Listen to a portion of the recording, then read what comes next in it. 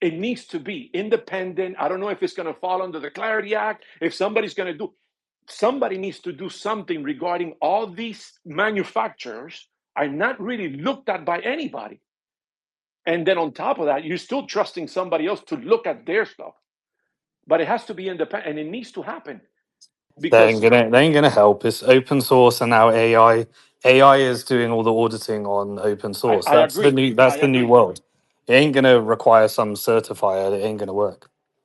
I agree. But It It's a never something does needs problem work. to for be done when it security comes as to well. that. It's Because it kind of is it kind of works against itself, because if the certifier says, yeah, this is all good, that doesn't mean it is, and it just makes I people treat agree. it as though it, yeah.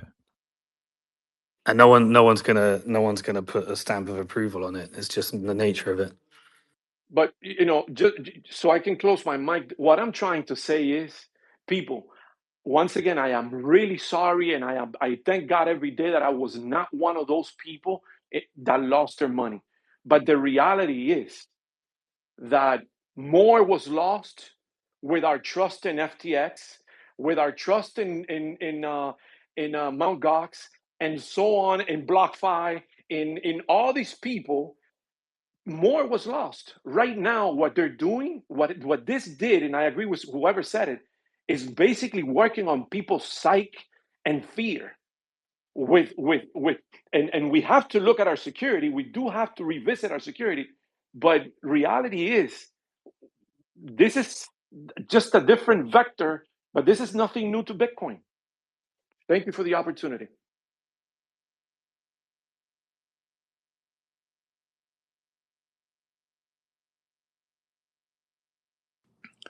So when we started off this space, we were talking about this idea that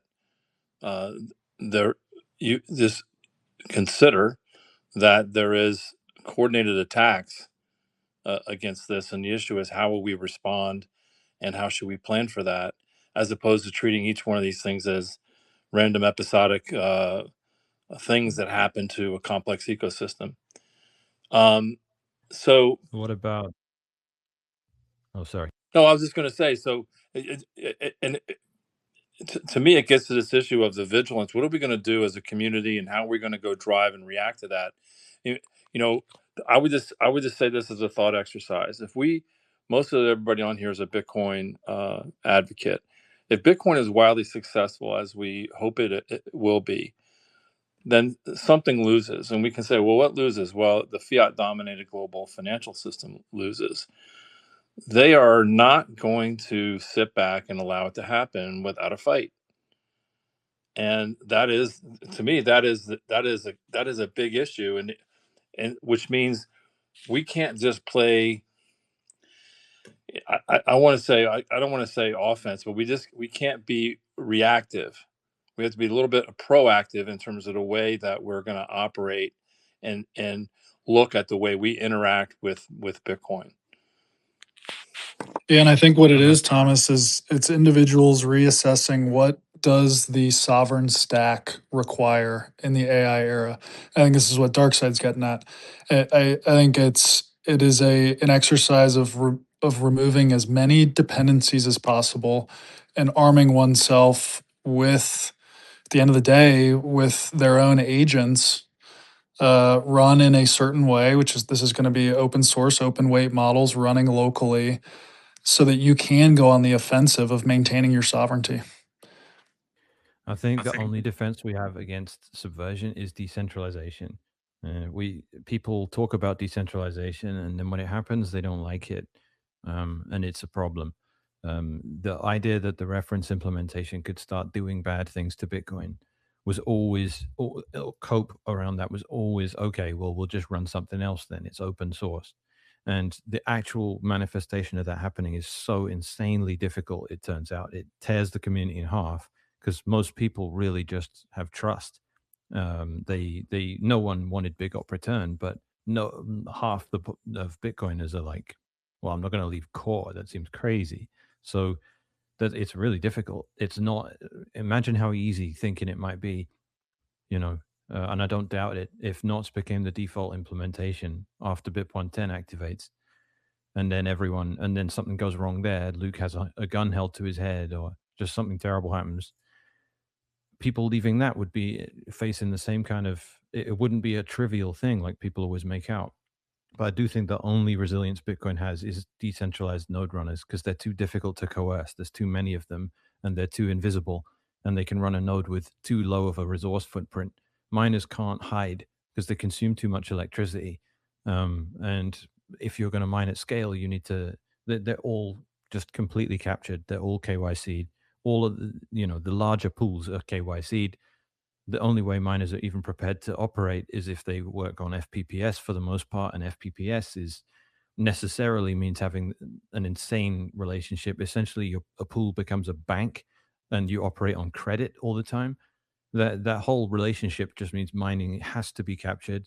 The pool infrastructure has to be captured, and development naturally centralizes anyway because it's so difficult, and there's so few people that are competent and motivated to do it, that the only element of decentralization that will keep this ship afloat is decentralized nodes.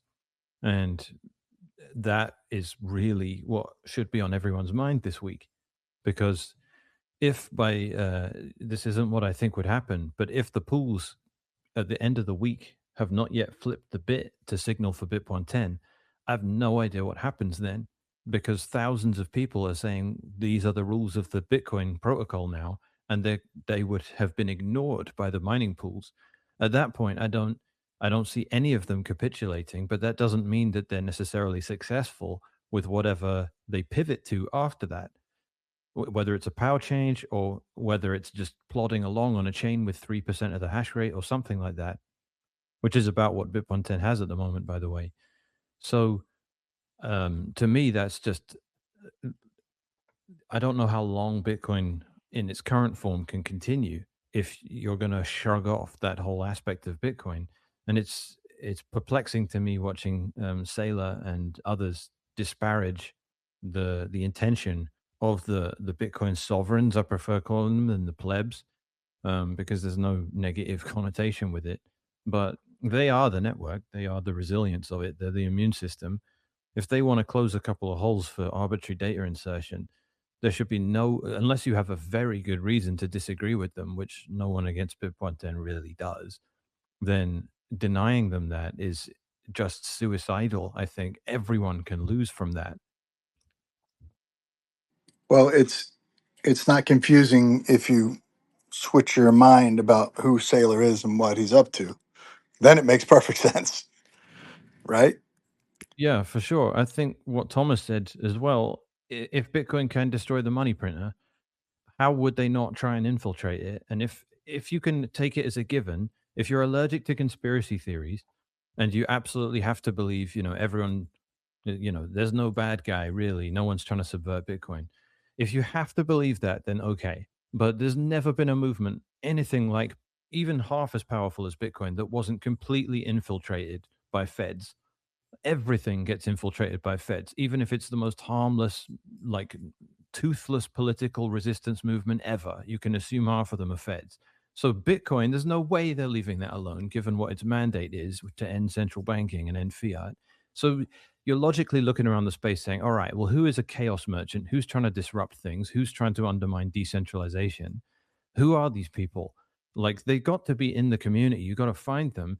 But that goes against this whole good vibes thing that everyone wants to have. Like, oh man, NVK is a good guy. We don't want to suspect anyone of anything. Like, I'm seeing this energy all around the place, and it sickens me. Like, there are genuinely terrible people. If you're a like, Fed there really are. listening, if you're a Fed listening, I just please come up on stage, raise your hand. We'd like to talk to you. But guys, you got to get your head out of he's a good guy. This is incentives. If the feds kidnap your child, threaten you to go to prison, say that they're gonna Epstein you, what are you gonna do to protect your life? Humans are completely susceptible to infiltration operations. And so, if you hold any of the keys to part of this ecosystem, you will be infiltrated. It's got nothing to do with is he a good guy? I mean, a good guy will do anything to protect their child and their family, and the feds will do anything to turn whoever they need to turn. Like, That's just how this works. So the whole concept of you got to if you want to participate in this battle, then you got to get your head out of idol worship and thinking that you just got to understand how this system works. I agree, but that messes with people's desire to hang around at conferences and shake everyone's hand and good vibes only. Like, these people are not seriously capable of taking on the state. It's not that they do not have the constitution for it. Bitcoin is infested with people trying to destroy it. The entire influencer class is completely and utterly corrupt, and they're pushing for things that can only undermine and hurt it. And no one wants to call it out because it's you just look like an absolute asshole all day. But that's what basically needs to be done at the moment. It's painful. Yeah, I agreed. mean, further, like, Tether owns basically 70 or 80% of the entire industry at this point. Tether's the US dollar. I'm not like, they are everywhere. It doesn't matter what goes on. If you want to find the Merkle root of all this stuff, it all just comes back down to that one company. It has to.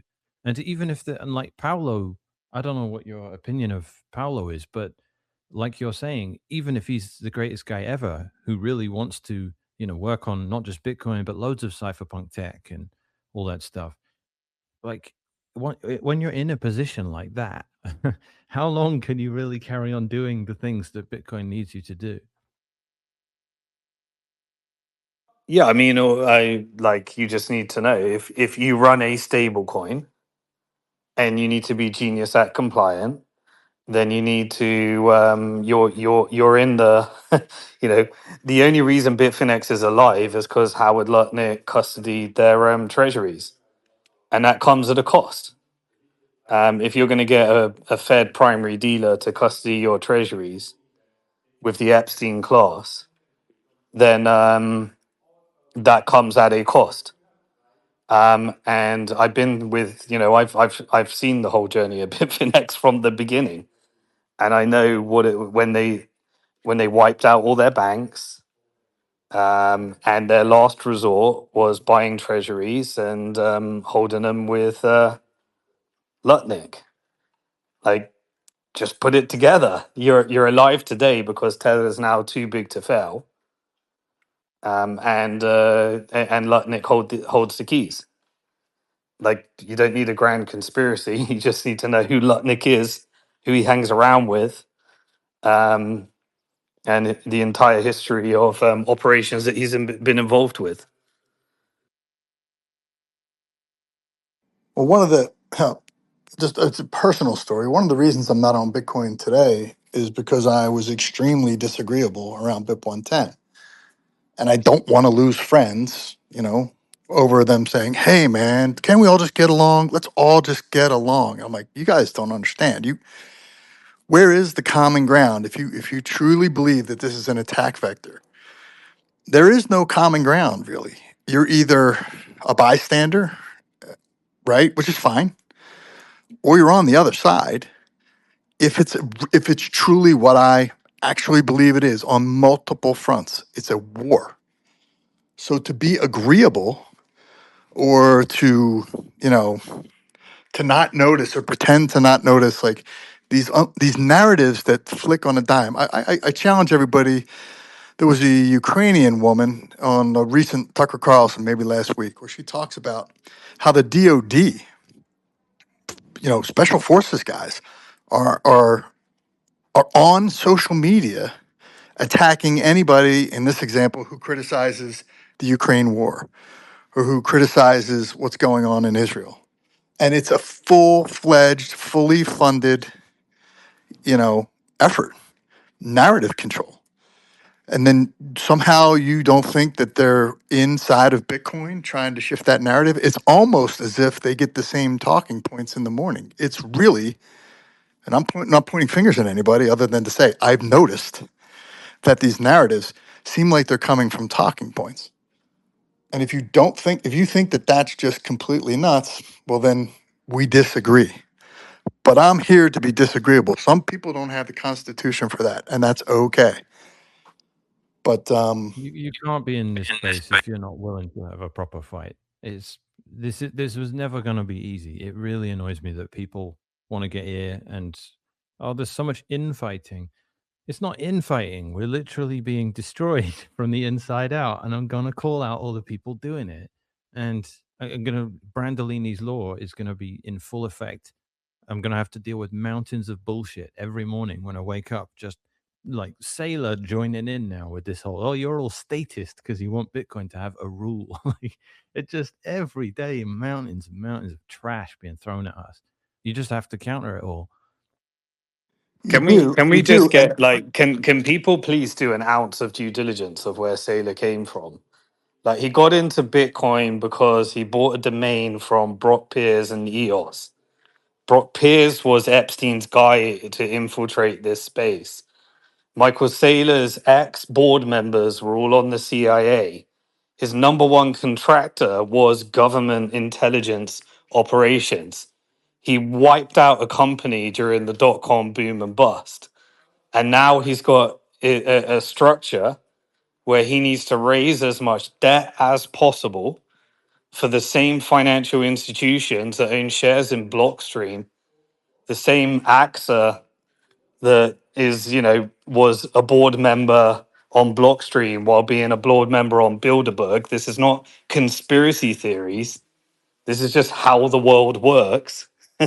And the same Jeffrey Epstein that funded Blockstream in 2014, the same one, referred to him as the one of same Brock us. Pierce that created Tether after funding Mastercoin, which created Tether on Bitcoin, which created the block war that bloated the chain in the first place. Where did the spam come from? Like, you just got to follow the money, peeps, and understand that this is an attack vector. And what is the end result? What did the incentives say? Centralize as much Bitcoin as possible and create an arbitrage vehicle with financial weapons of mass destruction in order to have vehicles and derivatives for Jane Street to get you to sell your Bitcoin based upon margin loans from Cantor Fitzgerald and another treasury company, while they wrap media companies and David Bailey into a treasury company, while they try to get Strike and Bitcoin backed loans. Like, it's not that hard to figure out. And the only resistance we have against this is running nodes and self custody. Like, that's it. So what gets attacked? Self custody. And who are all And the running nodes. players that are saying that there's an attack? Like, the same players that have shareholders that answer to the most powerful financial institutions in the world, that is taking your Bitcoin, wrapping it up in a public company, while other people wrap it on Ethereum, while Larry Fink is, creating an ETF so that he control all the stakes. Like, it's not that hard to figure out. You just got to get away from thinking that these people are telling you the truth. They're there to lie to you. On the topic of state actors, about a month ago, Mike Schmidt was on the show in the morning, and I got to ask him a number of questions. And one of them was there a program at Bitcoin Core as a security measure to be aware of attempts from state actors to infiltrate, whether that be China or our government or corporate interests? And what surprised me is he said there was no program. So whether or not we believe him or not is a question. But the second question I asked him was Bitcoin Core in touch with anyone from intelligence, whether that be our government or otherwise? And of course, he said no to that. So again, do we believe him or not? Because I find that astounding that there wouldn't be any communications. So then my thinking goes, well, if there is communications from some part of intelligence in our government, who would that be? What agency would be in contact? Would it be the FBI? Because I think that deserves a broad blast of FOIAs, especially with this new security consortium.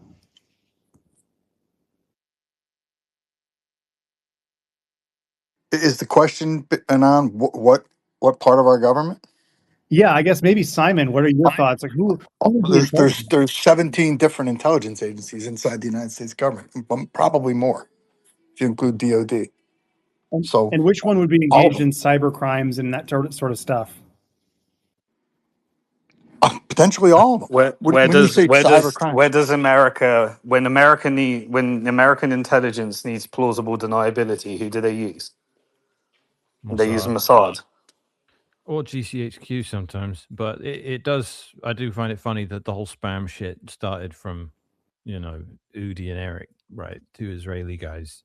Let's be honest. I'm gonna get in trouble for saying stuff like that, but no, like Udi's not just here. You're a not. little. That's what Israel is for. Israel is a node of the military industrial complex.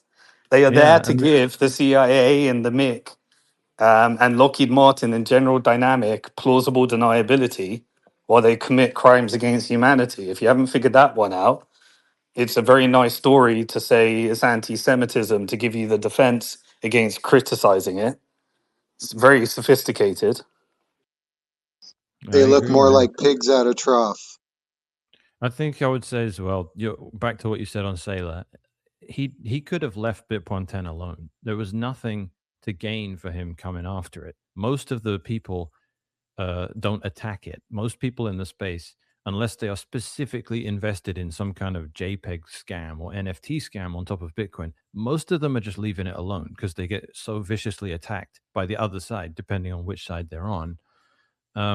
Him coming out like 3 weeks ago and saying, I'm going to spend all day, every day attacking this thing.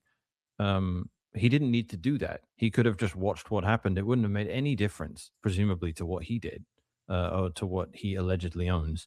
I'm curious where you stand on that, Simon, because the two theories kind of contradict each other. One is that he is just fake paper Bitcoin and he doesn't own any of it, and that's why he always evades questions about proving reserves. The other is they are aggressively trying to undermine self-custody and get as much Bitcoin under their own control as possible. I guess the theories don't really contradict fully, but how do you reconcile them? Yeah, I mean, look, I strategy is just a centralizing vehicle with arbitrage and derivatives around it that give the hedgies all they need. And I think his job is to just get as much Bitcoin in the vehicle as possible. And I think, he's aligned with the same type of people that Blockstream is aligned with. This is, to me, we're back at the New York agreement. Like, this is Barry Silbert, getting everyone to sign SegWit 2x. It's so similar. And then and then we're at the very, very last minute where, I mean, here's the problem, right? Who needs to signal for this? So Foundry is Barry Silbert. Barry Silbert's brother is Alan Silbert. Alan Silbert is the exchange INX. INX has deep connections to Israel. So you know where he's going to stand. And then you've got the Chinese pools. It's come down to that, right? Mechanic, is that is that where we're at? Yeah, I mean, we have the one advantage that if any pool out there flips the bit, then the rest of them basically have to, and they wouldn't really risk not doing it. But yes, essentially that's where we're at. People are using them as a proxy for community sentiment. We know how centralized all the world's hash rate is being routed through these couple of pools. At best, you've got half a dozen, and it depends how generous you want to be with via BTC and Efterpool, which are the third and fourth biggest, whether you want to consider them meaningfully separate from Bitmain or not. From my own personal conversations with people in the industry, it looks like from Antpool's perspective, they're like, we don't care, we don't support it, we're not against it. If other pools flip it, we'll flip it. That's what I've been told, and I very much trust it. That's their attitude. But someone ultimately has to go first, which is why I figured they will eventually do it, but it will be at the last minute, because if they do it a week before the fork, then they spend a week getting attacked and sued. Whereas if they do it last minute and all the other pools do, then there's no one to really go after. That's been my theory for ages now. It just basically avoids drama from their perspective. I just don't. If by Friday they haven't done that when the fork itself becomes enforced on Saturday at this rate, that's going to be very unfamiliar territory, because we've got way more nodes on this thing than BIP 148 had, and that won unequivocally. So I really, we might be in extremely unfamiliar territory 6 days from now. The irony is it's down to Bitmain, right? Is that where It we're always at? is. Like, It always comes down to that. But in theory, they should just but be. we're meant to be on the same team this time, right? So we were It's not enemies a. before, but they're the anti-Blockstream. They were trying to expose all this shit Yeah, I before. do think it's flipped, because Segwit 2x, which you brought up, was ultimately somewhat, at least, destroyed by Tether, because they made the futures market, and they structured the market in such a way that it made it the incumbent Bitcoin that wasn't Segwit 2x. If there was any ambiguity or any situation that legal verbiage hadn't taken into consideration, then non-Segwit 2x would win out in any kind of reconciliation on the exchange. That gave us a lot of confidence to dump it. I remember me and Adam Back were like on Bitfinex with our whole stash back in 2017, dumping everything we could on the Segwit 2x side, because we had an advantage that Tether gave us in the way they'd structured the contract. It's the only legal contract I've ever read in my life, because I was about to put my whole stash on Bitfinex. So doing but now, and Bitmain was the enemy, right? Bitmain wasn't really on Segwit 2x's side. They were on the Bitcoin Cash side, and they divided their big block movement. But I guess now it has flipped, because Antpool and Bitmain are not against BIP 110, and but Tether, as far as I can tell, must be, because if they were to say to the various industry players that they control, support BIP 110, then everything would have flipped by now, because of the amount of influence they have. So it does look like we've flipped sides, at least. I think we have. And then if you look at it was if you look at the Bitmain side, like the dynamics there, Sequoia Capital was pretty much the only VC that's penetrated China, and they made 3 investments. They made an investment. Their first investment was in Bitmain. Then their second investment was in Binance, and the Binance investment actually fell through because Binance had a couple of things. So they launched the shitcoin, the BNB, and they didn't need a bank account because they were using Tether. And those two forces allowed them to grow like to what they became.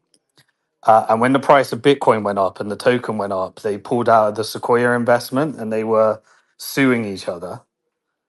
And in revenge, Sequoia ended up investing in FTX. And so their 3 investments were FTX, Binance, and Bitmain. Which, so if you think about that, we've got Sequoia here, we've got the Tether and the Peter Thiel clan, and we got Barry Silbert and the Foundry and the remnants of Digital Currency Group. And yeah, this is what we're up against here. Yeah, I just hope they decide that they can't fight decentralization. Like, there really are thousands of people running BIP 110. They don't, for the most part, operate any of the named infrastructure that people would recognize in the space. So there isn't a giant Bitcoin exchange running it, no stated intention. None of the big companies people know about have come out and said they support BIP 110. It's just plebs running nodes, but they're real. They're not fake, as people will imply, but they're not as economically relevant as necessary to make it a sure thing. So this is on a knife edge, and I really don't know what to expect. I'm pretty confident with it, just because of BIP 148. We were so small back then, and we still won against a hostile Bitmain. That, to me, says we have at least as good of a shot as we did in 2017. But I just think anyone that thinks they know what happens at the end of next week, I don't think they can know what happens. I don't think anyone can. Yeah, it's a different game. Like there's similarities, but it is a different game this time. There's a lot more inertia. The pools can't just flip, and miners can't just leave and go to other pools. Like in 2017, they could do stuff like that. There was no SOC compliance. There was no KYC. All that stuff was like, it was Wild West 9 years ago, relatively speaking. Getting a publicly traded Bitcoin miner to switch a mining pool is like a multi-year process now. They can't just be like, oh, you didn't flip a bit, I'm leaving. Like, even getting a mining pool to run knots instead of core is a massive ordeal. So, you know, hopefully they've done what they've done. I know the pools have tested BIP 110 already. That much I do know. So they're at least prepared on a technical level to flip the bit if they need to. Do you have any concerns about the reduction of like minor activation to 55%? Does that bother you at all? Or? No, because it's an illusion. It's a 0% activation because it's a UASF, and that was what BIP 148 was too. And then if miners acquiesce to that, it turns into 100%, whether the activation threshold was 99% or 1%. It's just an early activation thing. I don't. To me, I wish Dathan hadn't put in any minor activation logic in it at all, because the whole design of the activation is nodes are going to enforce this no matter what miners do. Miners aren't in control. But then you add in this mechanism that says, oh, but if you want to activate it early, you can do it. Here's what we'll let miners do. If they all flip this version bit, then it will activate early. And then everyone goes, well, they haven't, therefore they're not in favor of it. So it's intuitively misleading. So I was thinking I would make an activation client for the next halving that required miners to flip a bit to say they were in favor of the next halving. And then when no one runs it, you can start spreading FUD saying the next halving's cancelled because none of the miners are saying they want to do it. And then it's because you literally asked them a question that they have no incentive to answer. It's not that they're saying no, it's that they're just not answering it. You've put a questionnaire out into the public space and no one bothered, and people just walked past it pretending it didn't exist because there was no reason for them to. That's the problem, is that you have three positions. You have support, you have rejection, and you have ignore. And that's all they're doing is ignoring it. I don't think the 55% threshold is a breaking of any kind of precedent. We've done 95%, we've done 0%. They've all happened multiple times in the past.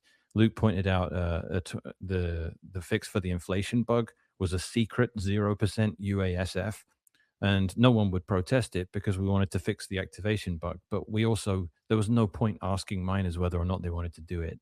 So I think it looks bad. It would have looked even worse if Dathan had put it at 51%. But again, my point with it always is, if miners are doing stuff the nodes don't want, it doesn't matter what percentage of them are doing it. It's just an attack. If there's 51% of them doing it, it's a 51% attack. If there's 100% of them doing it, that's still a 51% attack because it has no mandate from the community. But on the other hand, if miners start denying rules that nodes are telling them they have to obey, then it doesn't matter what percentage of them do that either. If there's only a few percent of them doing it, great. If there's 100% of them doing it, then there's a proof of work change because you have to fire them. Either way, the network hierarchy says the nodes are in charge, and anything that asks miners permission to do anything needs to do so with the caveat of, the answer is yes. You can say yes now, or you can say yes in the future. But if you wait until it's the future, then you no longer have you never had any choice, but we've created a mechanism where you can activate if you want early. I think it's the lesson from SegWit. SegWit, it really was, let's ask miners permission to have this upgrade. And I don't think anyone would ever approach it like that again. So the 55% thing isn't a referendum and a requesting of miner voting. It's just a way of activating early that they didn't elect to take. And I didn't expect them to take it. And again, I wish it hadn't been any minor activation logic in it at all, because it just gives everyone the wrong impression. It should just be 0% activation per these nodes. That's it. That's what we used to do with soft forks forever. It was we only started changing to minor activated logic, around SegWit, and it fucks everything up every time, because people say, oh, well, if the miners say no, then the upgrade isn't happening, right? Was it no? It's activating whether they say yes or no anyway. We would be insane to leave this decision up to half a dozen mining pools. They don't get to decide what the protocol rules are. That would just kill the protocol in minutes.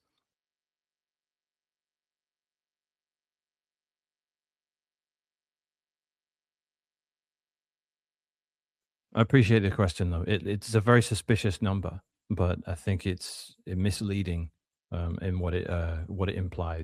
So Mechanic, can you explain to people who, myself, I'll just say for myself, I assume as other people like me, we got this thing coming down in 8 or 9 days, and what happens to people's 6 days, brother. 6 days? What happens to people's Bitcoin in every form that is imaginable, whether they have it in cold storage, whether they have it with in the exchanges, maybe, or what happens to ETFs? How are they revalued? Do they have both? If there's two things that have two assets, how does that work? How's it going to play out? I mean, nothing at all. The private key is the private key. The address is the address. Nothing's moving. I mean, the question is about coins moving. What happens if they move on one chain and not the other? If there's a split, that's the only hectic scenario with all the technical nuances. Yeah, Other that's than kind of that, if there is some kind of a chain split, if you don't move anything, nothing moves, like regardless. So if it's ambiguous and you're not sure what to do, even if you've got lightning channels open, if neither of you does anything, money doesn't move anywhere. Yeah, so I It's guess just like no block got found for the last 20 minutes. If I go doesn't back matter. to the Blockite wars, where the split, every holder of Bitcoin ended up with a if they had 10, you had 10 Bitcoin and 10 Bitcoin Cash. Is that the right way to think of it, or is this different? Well, it's not a hard fork, or at least not yet. So soft fork upgrades are not supposed to, like when we added check lock time verify and check sequence verify and taproot, no one was like, oh, I'm going to have two sets of coins, one on the taproot chain and one on the not taproot chain. There's no intention behind any of this creating two sets of consensus rules and therefore a doubling of the UTXO set on two different chains. That shouldn't be happening. It's not 2017 with hard fork after hard fork where you just keep having coins to dump. I don't think any exchange is going to try and create a future token for dumping. In a soft fork, I guess I conceptually, honestly, I understand the difference a little bit, but probably not nuanced enough to pass a test on it. So the soft fork happens, and how do I validate transactions once there is a soft fork? Well, they come in blocks, and if those blocks are valid per the rules of your node, then that transaction happened. And if you throw out the block because it does something invalid, then it doesn't. But if there's financial activity moving coins that you have an interest in, within an invalid block that other people are accepting, then you're in gray area, and that just begets that sounds like a train wreck to me. Well, it's a chain split, and they are part of how Bitcoin works. They are Satoshi's inherent design. Every day the chain splits. You have orphan blocks happen all the time. Satoshi didn't actually solve the Byzantine generals problem. He just gave us a workaround that said, if there's ambiguity around what history is, don't worry. People are going to collectively figure out how to build on top of the most robust and longest version of history. So the further back you look, the less likely it is someone's going to rewrite it. That's how Bitcoin works. So prolonged chain splits are things that everyone is incentivized to reconcile as quickly as possible. That's the asymmetry of adding soft forks, is that even if there's a split as a result of minority on BIP 110 and a majority on not BIP 110, not an active rejection, mind you, just ignoring the rules of BIP 110, the assumption is, assuming that it's not an infinitesimally small minority on BIP 110, assuming it's sizable, then everyone that's ignoring the rules says our chain is at risk, it can get wiped out. We're incentivized to switch over and enforce the new rules of the network. And then ultimately they overtake the longer chain, the chain that was longer that ignored the rules. And then you just have one version of history again. The miners cannot be in an incoherent state where there are two chains with two different sets of consensus rules where one can wipe the other one out. That's what would happen with a chain split in a soft fork scenario. I've never seen it happen before. Yeah. So I guess the question I'm asking is, in the soft fork, you have this basically protocol debate where there's a competing interests, do I now create two different versions of the truth that ultimately only get reconciled by where people look? Meaning that, Yeah, you can absolutely do that. The problem is fraud. If you're enforcing the rules of BIP 110 and you acquire some chains from you acquire coins that were mined by a miner on an ignore chain that manages to exceed BIP 110 for a while, and you get some of these coins and you merge them and you do a manual replay protect where you spend some of your coins and you combine it with a coin that only exists on the ignore side, send it to an exchange and sell it for a bunch of fiat. There's no way they're not going to come after you if and when that chain gets wiped out and suddenly the transaction where you sent them a bunch of bitcoins in quote marks and sold them, that never happened because that version of history got wiped out. Like it's literally the same thing as some exchanges require three confirmations before they let you sell your bitcoin, right? As simple as that, because everyone wants to know that there's enough real history here that this transaction doesn't disappear. Right, it would just be that again, but way more extended, right? Some exchanges might be like, right, we're freezing deposits or we're not allowing any trading for the next 48 hours. Some of them might do stuff like that. If it gets into if like Roughnecks finds the first block and it's a BIP 110 block after the split, and then there's a competing non-BIP 110 block, well, not competing, but a non-BIP 110 block built on top of that, and then the BIP 110 miners all ignore that one, that I'm sure exchanges are going to be like, yeah, we don't know what's real and what's not. So I think they would prevent it. And if you try and get cute with it and try and sell coins on a chain that's going to get wiped out, I'm pretty sure whoever it is that gives you the fiat for it will come after you, or just not accept it in the first place, probably. so it feels like until this settles down, it's going to be a little bit of chaos. Unless everyone just flips. Which I've heard you say that, that, and I get the game theory behind that, is that it's everyone flips at the last minute so that they're not exposed on an early flip politically. Yeah. I always caveat it. I don't know what they're going to do. I just would. The problem with game theory is everyone else playing the game has to understand the rules of the game. And I'm not convinced that they actually do at the moment. That's a problem. Like, you can't, it doesn't matter how good at chess you are if your opponent doesn't know the rules of it. Like, So he can just play an illegal move, so unfortunately. I have and then what are you going to do? I have a friend who is going to take a nap, and the nap is going to be 3 weeks. This Washington stance. What you don't want to do is accept bitcoins on a node that isn't enforcing the rules properly, that grabs hold of a blockchain that gets wiped out, because then you never actually got any money. That's merchants need to be careful, and exchanges need to be careful, and miners need to be careful. Hodlers, So, for the most part, have nothing to worry about. so at the moment of this go down, the risk for a period of time, 24, 48 hours, 72 a week, it depends. The risk is in the validity of transactions, because if a transaction is on invalid chain versus what ends up being the winning chain, there might be recourse against your fiat transaction. Is that fair? Yeah, but I think the exchange wouldn't even open themselves up to it in the first place. If you tried to dump $1 million worth of Bitcoin in the middle of a chain split and you combined the transaction where you deposited it on the exchange with like a 90 byte op return deliberately so it wouldn't be valid on the BIP 110 chain, I think the exchange is going to say, yeah, we know what you're trying to do. Like, I don't think anyone, if you get away with something like that because the exchange was too dumb to defend themselves against it, if it's a KYC exchange, there's no way they're not going to come after you for that.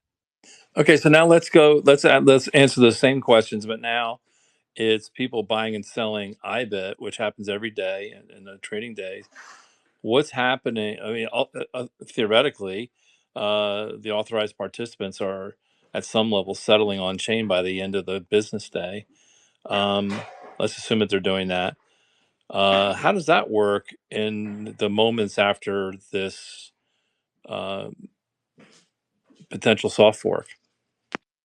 Well, that's like if the laws of physics changed and gold stopped being gold anymore, or alchemy became possible, or something like that, I think the paper gold traders would still carry on just trading paper gold like nothing happened. So, I mean, I'm not accusing the ETFs exactly of being scams, but there's definitely a lot of paper Bitcoin inside that, the financialized Bitcoin, whatever you call it, the world.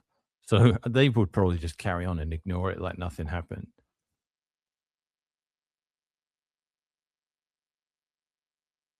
I mean, if it's fake, right? What, like, you're trading Bitcoin that doesn't exist anyway. If the rules are ambiguous about the ongoing state of the blockchain, it makes no difference to anything they're Well, doing. let's. I'm just thinking. I'm just thinking this through. I mean, I hear the words coming out of your mouth, but if I were to be given an exam, I probably wouldn't pass it. To be honest with you, but anyway, so I'm just trying to think through. So, so this happens. We get to day 7 or 8 from now. What is 6 days now? IBIT is trading, and the authorized 5 days and 20 hours. We 5 found a days, lot 20 of blocks hours. today, so it's like really speeding up. We might So even make 5 it days and to 20 hours is the Friday. weekend, right? So we have a few days to settle it out. But let's assume that we get to Monday and it's still ambiguous. At that point, the authorized participants, I think they're supposed to settle by the end of the day. They have until some period of time to do that. But so they can do Blackpool settlements on buying and selling of IBIT. But if there's a net change in position, they're supposed to settle on chain and have either dispose of the Bitcoin that gets sold or acquire it so that it's properly in trust. Now, my question is, if they're doing that, exactly what version of the Bitcoin are they buying or selling? And do they make it? How do they make the distinction about which chain, if there is a soft fork, which chain is the real chain? Because they're forced into a transaction when my friend Rip Van Winkle, he can just say, I'm not going to do anything until this settles down. He's not I forced to mean, transact. the actual scenario is worth considering. That the ones that aren't pure theory are either we stay where we are right now with 3% of the hash rate, which is roughly what we're at 1 week into this difficulty period. So a decent sample size. It's not cherry picking. If we stay at just 3%, then I think that's too small of a minority. Then I think most of the industry and the infrastructure will just defer to the mining pools. So they aren't enforcing the rule anymore. So I'm not enforcing it either. And then that, it's very sad to say, but that would be Bitcoin at that point. I don't know what would happen with the Bitcoin 10 guys. You know, there's lots of conversation around it. Super curious. Never been in that scenario before, but I'm trying to take off my Bitcoin 10 hat and just act neutrally here. If the hash rate stayed where it was, then yeah, that would be the scenario for the industry. It would just say, okay, well, there's a 97% of the hash rate remains on this chain that is ignoring Bitcoin 10. I'm not particularly concerned about this getting wiped out. I'll respect the history of it, and they just carry on acting like normal, and the difficulty drops by 3% 2 weeks after that, right? But if there's anything more than that, if we're not in the situation we're in right now, several days from now, with one pool flipping the bit, then it just becomes utterly like normal. Everything goes on like normal. It's just Bitcoin 10 is Bitcoin now. Those are the only two realistic scenarios. If a small-ish pool or a medium-sized pool or a big pool flips a bit at some point during this week, I would expect the rest of them all to say, well, this is the only way to go now. And then nothing gets disrupted at all. The industry just carries on absolutely like normal because the chain would be as consistent as it always is. It's just the blocks that come in would suddenly have to have the version bit flip. That's it. And then a month after that, they would have to not contain big op returns or op if reveals in Taproot and the rest of the things BIP 10 doesn't allow. So let's assume that your scenario happens and at the last minute there's enough flipping and then they all flip. And then we're just marching along under BIP 10 being the standard. Describe to me what happens 60 days from now in the aftermath of that? Because to me, I think there are interests in BIP 110 not happening. There's people who have projects that are tied to larger op return size, etc. Those projects get undermined at a minimum. They could be shit canned, or they could have to spend a lot of money to adjust. Can you describe how that, if BIP 110 were to win, what should we expect as the residual effects 30, 60 days out? I think you just see what it says on the tin. Reduced data, temporary soft fork. You would just see less data getting uploaded into Bitcoin. There'd still be a bunch of small op returns probably. Runes would probably carry on. But unfortunately, most of the benefit of attacking spam on Bitcoin is that things carry on without you noticing it. It's a prophylactic move. It doesn't, you can't point to it working particularly well. You just say, well, it's not as bad as it would have been if we didn't do this. And unfortunately, it's hard to be empirical when you're trying to prove things, point out things that don't exist. So it's not an exciting or sexy fork. It doesn't give us new features like SegWit and Taproot. It literally just says there's too much data. We need to reduce it because Bitcoin's a monetary network. And we'll know it worked if if it stops being 70% of block space is people uploading pictures or whatever. If that ratio starts to improve, then we can know it works. And the spammers themselves, my estimation is they'll work around the rules of RDTS to still upload arbitrary data, but they won't be able to get the same levels of funding, and they won't be able to get the same shelling points to get other people to finance what are essentially attacks on Bitcoin. It will be harder to raise money on a network that keeps telling them we don't want you to build on this network because we consider it an attack. That has the effect of pushing away the much larger money, fortunately, depending on how insidious the attack actually is. If it really is like the state is trying to turn Bitcoin into arbitrary data and they're printing money and giving it directly to spammers, then maybe they just literally throw the kitchen sink at it afterwards and find whatever holes they can in RDTS to carry on going. It would be horrible, but at least none of it would have the sort of Core 30 stamp of approval anymore, which is the suicidal thing that justifies the soft fork, the consensus change of it. Like, So I think, and you also, to finish off, you also just have knots would have to be somewhat dominant. It has effective spam filters in it, so that would prevent all this stuff getting thrown around the network beyond what BIP 110 enforces. There'd be a bunch of actually functioning spam filters finally, which is great. And Core would presumably have to adapt and reopen the pull request for BIP 110 into Core 31 and review it and accept it, because a lot of people are just going to want to run Core but enforce the rules of the network properly, and they, for whatever reason, they don't or can't use knots. I don't know what the implications of that are, but if there is a new arbitrary data scheme that's clogging up the chain and pissing everyone off, it won't, the new spam filter that deals with it won't be called censorship by Peter Todd and a bunch of other bad actors. Instead, that would shift and be something that is okay again, like it used to always be okay until that suddenly became a faux pas.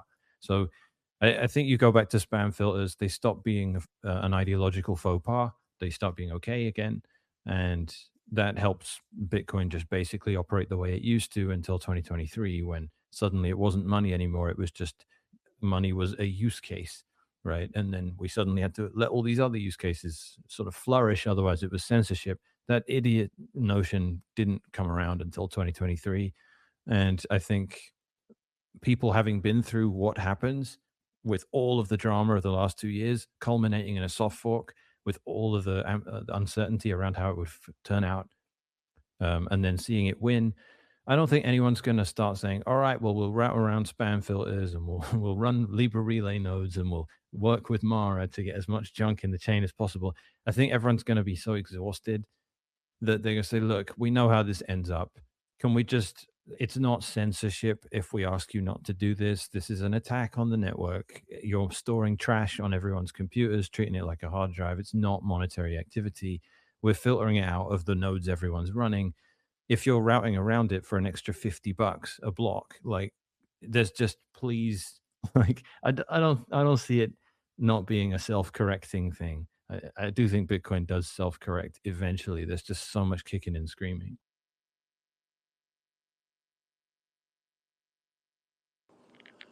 Adam, you had raised your hand.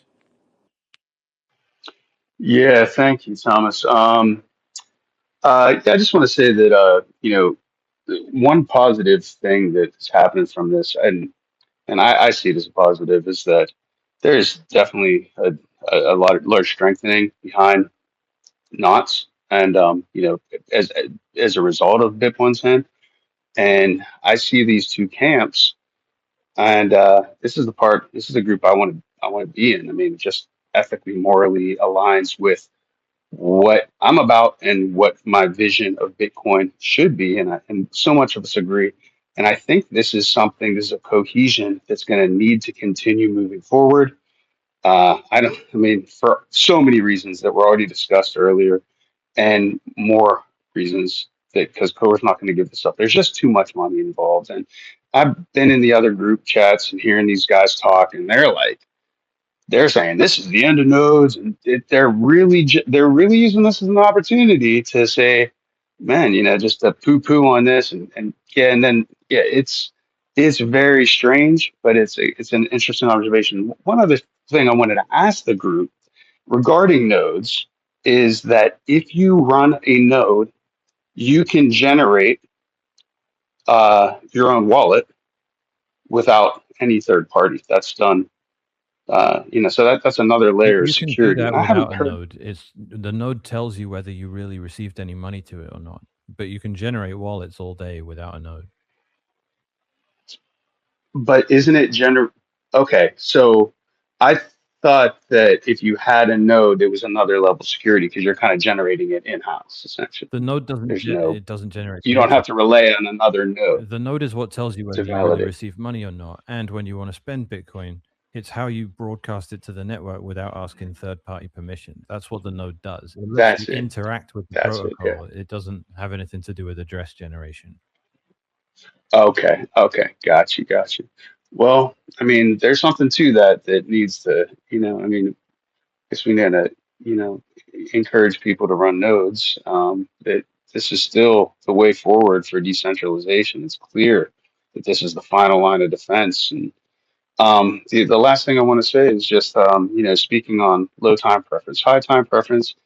Everybody wants to resolve this, especially on the other side. They think that all these things should be resolved yesterday, and like it's going to happen in our lifetime. And I mean, it's quite possible that the lifespan of Bitcoin is still in its infantile stages. Like anybody that was around at the beginning of the computer, nobody could foresee what was happening with cell phones back in 1990. And all these arguments are going to happen, and the tech will evolve. But if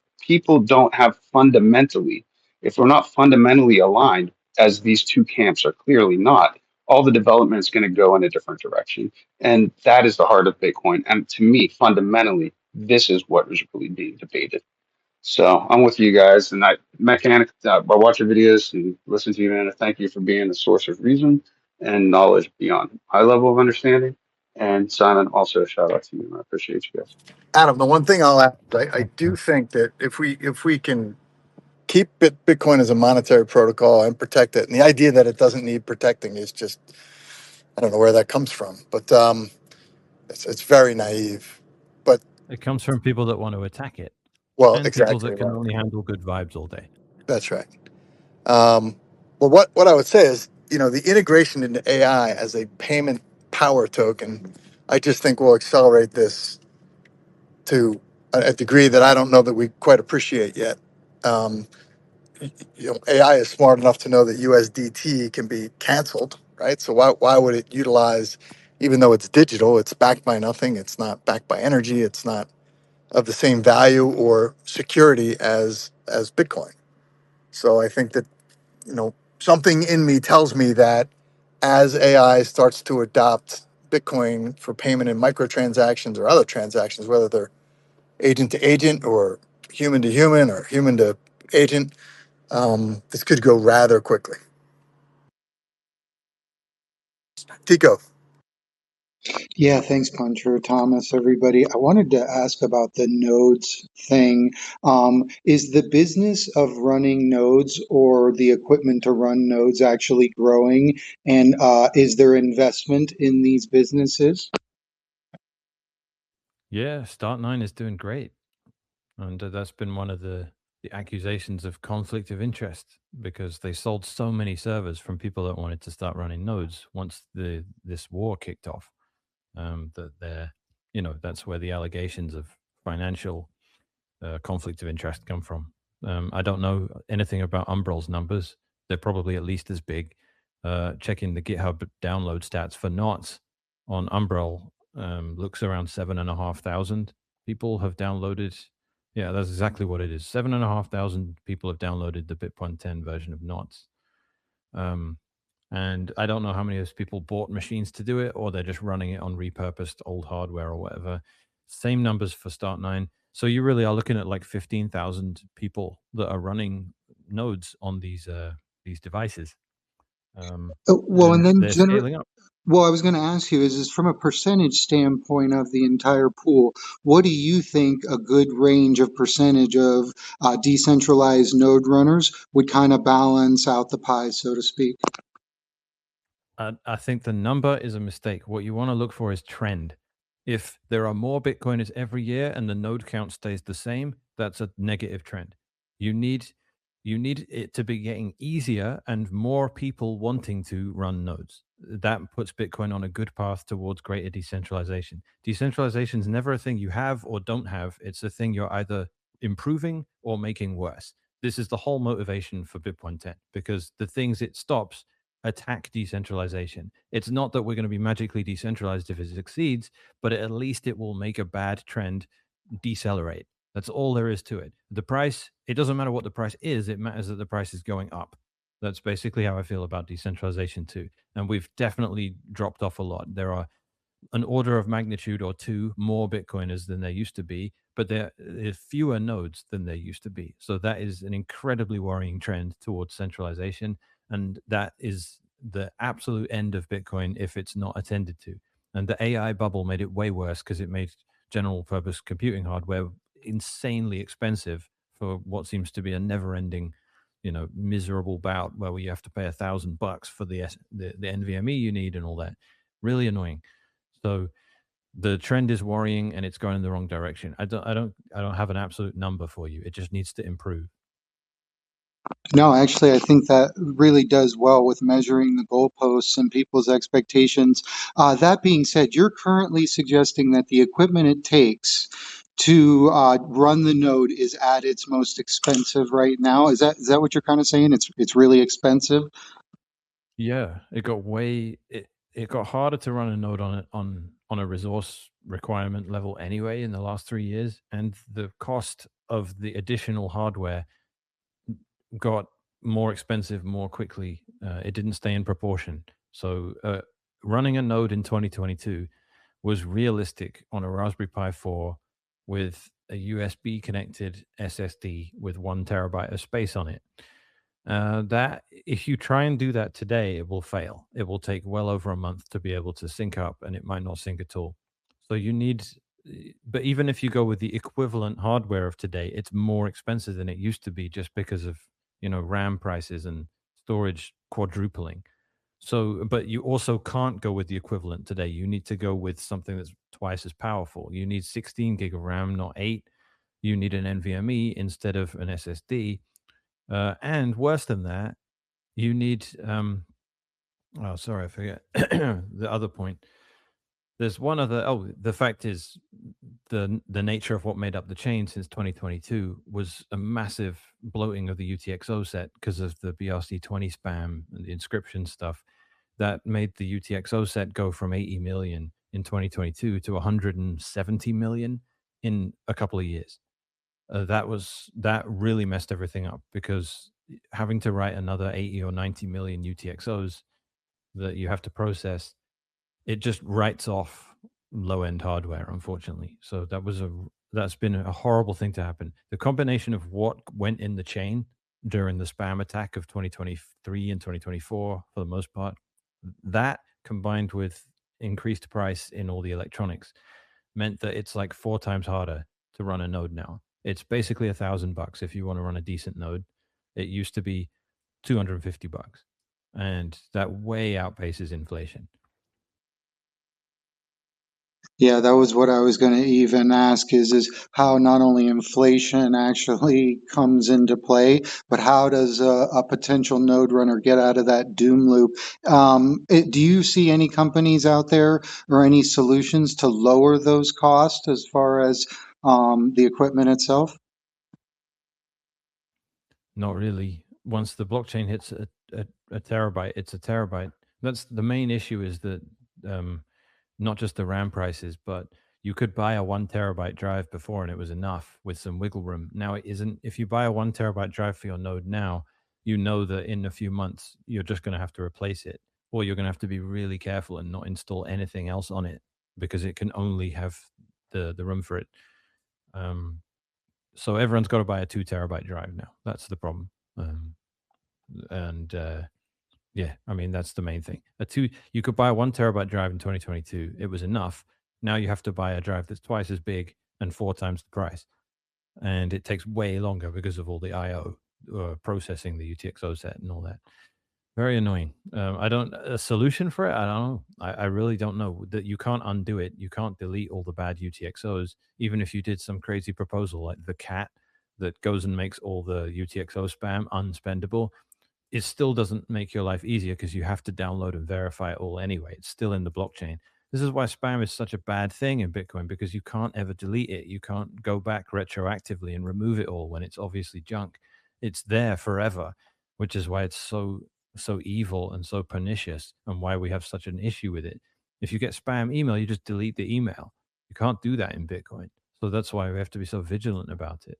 Yeah, it ends up actually compounding, which the more it compounds, the more effect it has on the ecosystem.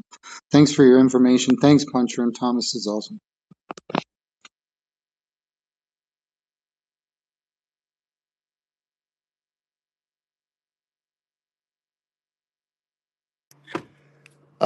Mechanic, some of the attacks, I don't want to claim victimhood here, but so very quickly when the Coldcard, attack and hack happened, very quickly the narrative was, see, I told you so, you shouldn't be self-custody. And the usual suspects came out, and it seemed somewhat coordinated in that I told you so, and that this is going to force everybody kind of into centralized custodians, and nobody's smart enough to self custody, and all the cards are bad, all the self custody wallets are bad, and obviously that's not the case right now, or they're prone to attack. And then just simply suggesting to somebody that, hey, that's fine. If you want to move to MicroStrategy or IBIT or Coinbase, just realize that you don't own any Bitcoin at that point. I mean, probably more so in Coinbase, but you own a promise of a paper derivative of Bitcoin for like IBIT. You don't own any Bitcoin. And just pointing out the fact that you don't own any Bitcoin was like heresy. And that led to all these kind of red herrings and straw man arguments of, who are you to tell somebody who is not a Bitcoiner? It's like, I'm not, you can call It's yourself advice, man. It's Kentucky Fried, advice. yeah, you can call yourself Kentucky Fried Chicken. It doesn't matter. You don't own any Bitcoin if you own IBIT, period. I hate this shit. It's a modern disease where people just are hyper focused on the freedom as poorly defined as I should be able to do awful things that hurt me, and no one can ever try and help me out because I'm too much of a narcissist to be able to admit that I don't know what I'm doing yet. It's stupid. When you're telling people like, hey, you're doing something really awful, you're cheating on your wife or something like that, you can they can respond with, oh, don't judge me, or they can respond with, that's my friend trying to tell me that I shouldn't be doing what I'm doing because I'm heading for disaster. So when you're telling Bitcoiners, hey, you're not doing it right, you're not taking self-custody, you're making it worse for yourself, adding risk, you're making the system more centralized and more prone to capture. When they want to get all bent out of shape about it, I'm like, look, I've been through it. Everyone's had their money stolen by trusted third parties. We've seen it happen. I'm just trying to tell you, I don't want the same thing to happen to you. I'm not judging you. I'm telling you, you're making a mistake. It's so annoying dealing with people that can't be spoken to. And also, you have that, but you have the Saylor cult, because the Saylor cult is definitely an attack on self custody. They want to believe they've outsmarted the meme, right? It's the same old shitcoin mantra. Like, if you like Bitcoin, buy this shitcoin because it will go up faster, and then you'll have more sats as a result. That is the entire strategy cult summed up. And people buy into it and they get emotionally invested in it, and they get extremely angry if you point out A, that they've been sold a bill of goods, and B, they're making Bitcoin just undeniably worse. And if, I don't know, they want to get offended by it and say, oh, you want to say I'm not a proper Bitcoiner. Okay, I get it. But I'm just trying to tell you that you don't own what you think you own, and you're taking on risks that you don't seem to understand, and you're undermining the space. So for every reason, I want you to stop. Well, the flight to a centralized custodian, the assertion there is that it's less risky.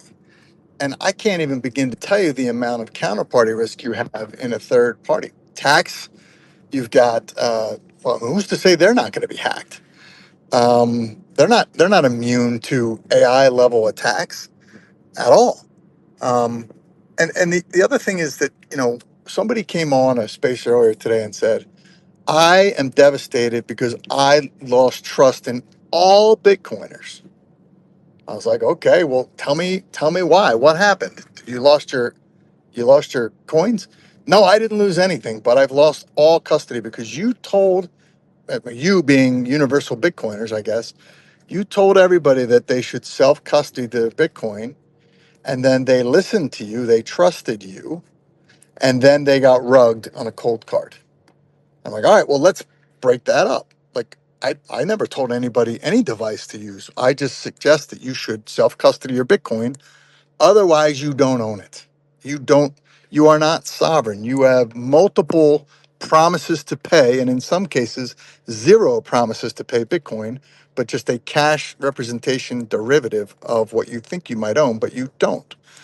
And yes, what makes this particularly egregious in this case is it sounds like, you know, even if you did the proper amount of due diligence, very few people are technically astute enough to figure out that basically I'm simplifying it here, but the entropy required to generate seeds was overridden. It was kind of screaming out like, "Hey, this isn't going to work," and that it was purposefully overridden. But most people have no idea how I personally couldn't figure out how to whether or not I should trust the seed words generated from a cold storage device. At some point, I'm assuming that the people who are selling me this, claiming it to be the most secure, I am trusting in them. And I guess that's bad on me, particularly if I could have rolled dice instead. But a lot of those guys were telling you, don't do the dice. You're not smart enough. So at some point, you're going to have to trust somebody unless can read code and understand exactly what's going on. And then to suggest that level of trust, you got rugged by somebody who basically lied to you about what a device was, is somehow less trust required there than going in to say IBIT, where you don't even own the shares of IBIT. The DTCC has first claim on that. It's for starters. But most people go, and then there's influencers, paid influencers coming into the space saying, I told you so. I told you so. I told you. Trust Larry Fink. It's like, oh my goodness gracious. This is if this isn't an attack, I don't know what it is. Agreed. I'm going to say that you can have one or the other. You can tell people Bitcoin gives you complete financial sovereignty. You are your own bank. Be your own bank. Unbank the world. You can say that. Or you can say it's just 12 words, bro. Just buy a cold card all you need to do is write down 12 words. The two things contradict one another. Either you're going down a route of extreme sovereignty and personal responsibility, and you're going to have to do the research and spend the time and effort equal to that, or you don't have any good option because you can store your coins yourself in a sloppy way and get, rugged. And I'm not trying to victim blame here. Loads of people had reasonable expectations around what Coldcard would do, and they weren't met, and they're rightfully angry. But at the same time, they have to take the lesson from it. And the lesson is, I need to not trust hardware wallet manufacturers verbatim that I've been told by podcasters were the most strong cryptography around. And at the end of the day, there were red flags all over the place. This is Mt. Gox again. It's what no one wants to hear. When Mt. Gox collapsed, there was a year of people complaining on bitcointalk.org saying, my funds keep not getting processed like the way they're saying they're getting processed. Everyone was complaining that there just didn't seem to be straight dice being thrown at Mt. Gox. I had my stash on Mt. Gox, and when I started seeing those posts, I withdrew it. And that was in summer 2013. And Mt. Gox itself didn't collapse until something like February 2014.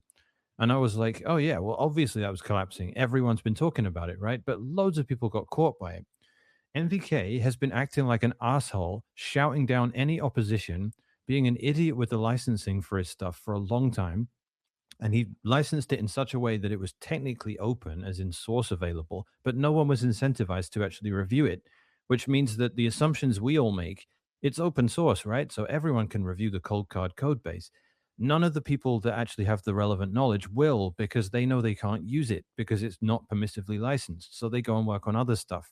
The stuff Trezor uses and companies like that is full open source.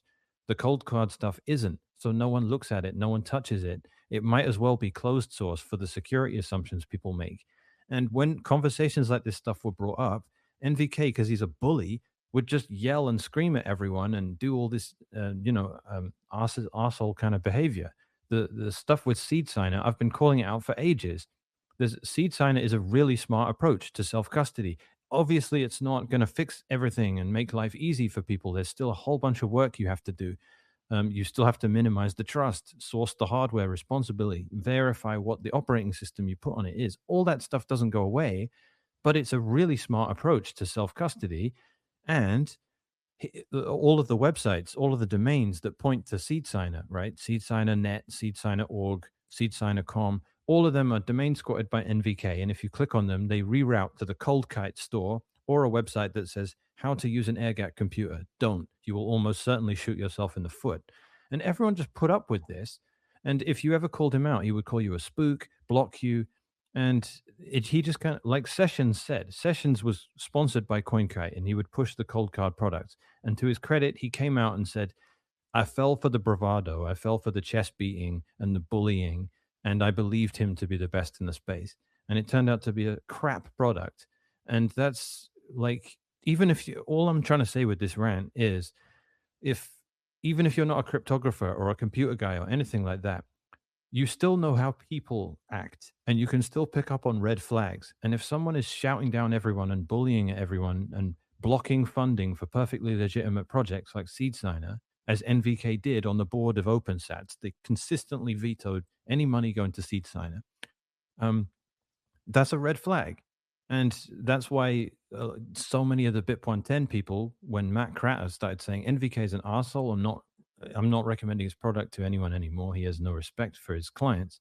When he did that, that was the right thing for a weird reason, right? It wasn't because we found a bug in Coldcard. It's just we thought there's something wrong here. And that amazingly, luckily, meant that a bunch of us migrated to SeedSigner about 6 months ago.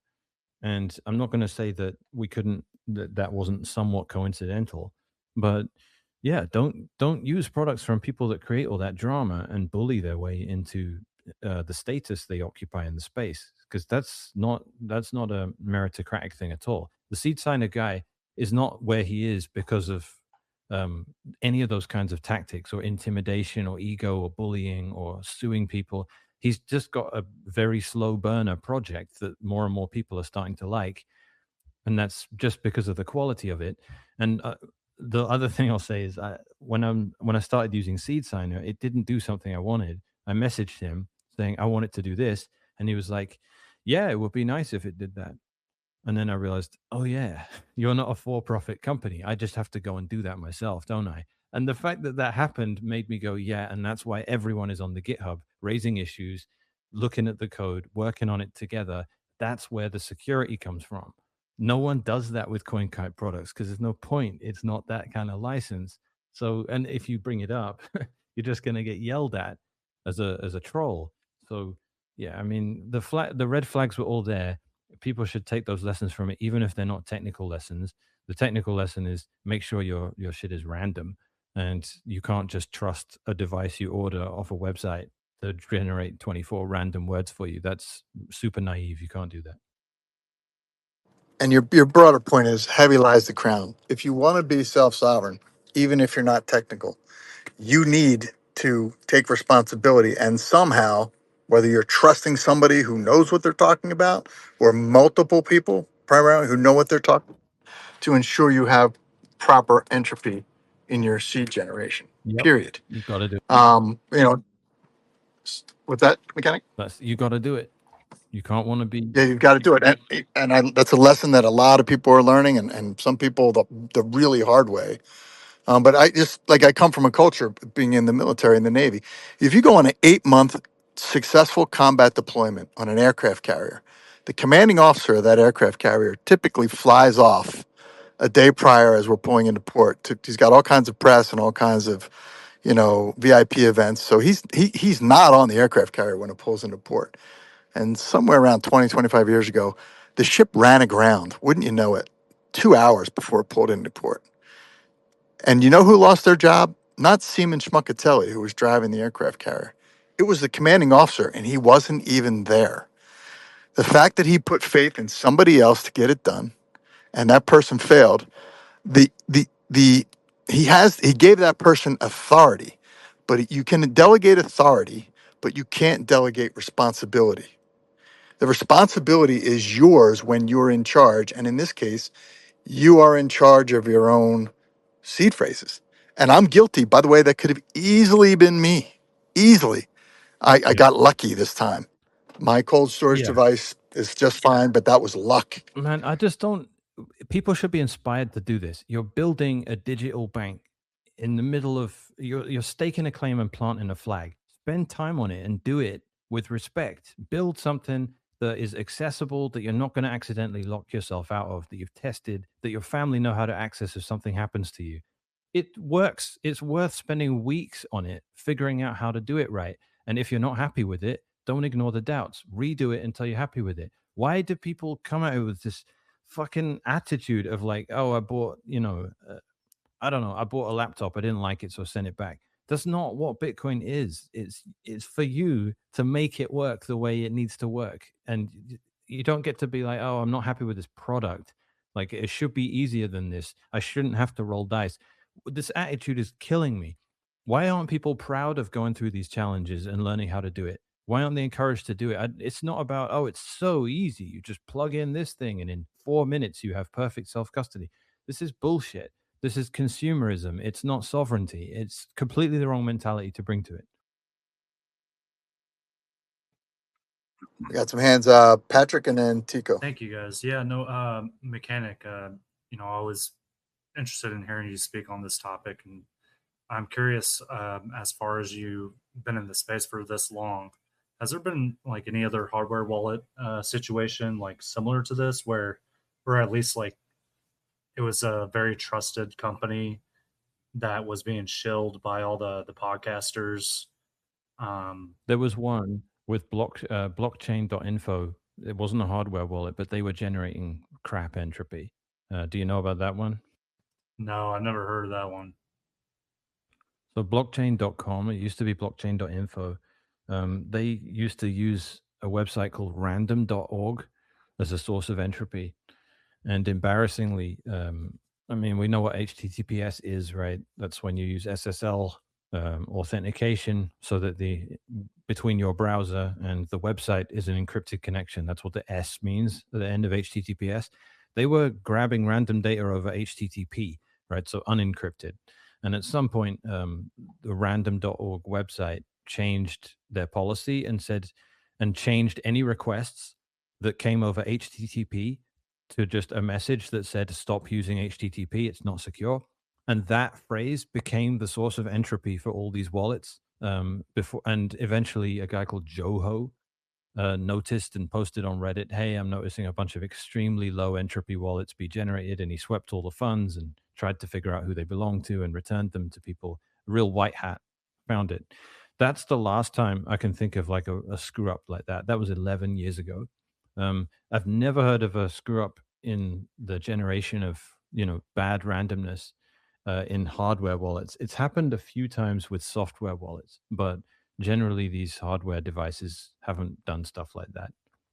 It's weird because it's like the way they're reacting after all this, you would think that they'd be like, in order to save some of their customer base, like, I mean, never mind like just actually returning their money, right? But like, but saying like, hey, we screwed up, or showing something, but they haven't done that yet. No real apology. And it's taken like 2 days for these podcasters to come out and say like, hey, by the way, you should probably move your funds. Like, well, you're a little late. Man. We let these bullies, like, there's just bullies everywhere in the Bitcoin culture that want to yell and assert dominance all the time. It's really annoying because the only people that actually have that claim is the node runners. And that's why I think they're silent, but they will win at the end of next week with BIP110. They're the only people that get to say, look, man, if you want someone that's actually in charge, it's us. But like, there's all these like little pockets and cliques that want to yell at everyone. And like, you remember all the wasabi stuff, the drama there. Like, I get why it happens. I really do. But it's, and I participated in a bunch of it myself. But assholes acting like assholes never contribute anything. It's always overcompensation. There's just no reason for people to be carrying on the way they are. If BIP110 is really that bad, then I will listen. Let's have a conversation about it. But it just turns into this ridiculous, like, chest beating and aggression and reputation destruction and all this nasty shit. And that's what it was with, like, Trezor has no drama. There's no drama around Trezor. Ledger had loads of incompetent stuff. It has to be said, there's been tons of incompetence with Ledger. You could, pretty much change your water filter every time there's a scandal with Ledger. They had a massive breach of data, which ruined one of my email accounts. It turned out they had people's private keys stored in the cloud at one point. It wasn't everyone. It depended on how you set it up. I forget the other scandals, but there's been at least 4 very bad scandals with Ledger, but they never generated compromised randomness, though. So they're still better than Coldcard in that regard. That's so crazy. I mean, how far do you think this has set back, the adoption for, people holding their own keys? Was this like timed? Do you believe in that it was timed to get people to put all their stuff into the custodians and exchanges instead of just holding it themselves, so they could sweep it up later, or say that, oh no, hardware wallets are inherently less safe. You're not going to be able to match this institutional grade, cold storage, which, by the way, I've never seen what their institutional grade cold storage looks like. If it does look like anything, is it a bunch of cold cards? It'd be hilarious if it was. Oh, no idea. I think it's security through obscurity for the most part. I don't know how I would even begin to store thousands of Bitcoins in a corporate treasury. I have no idea how they would conceivably do it.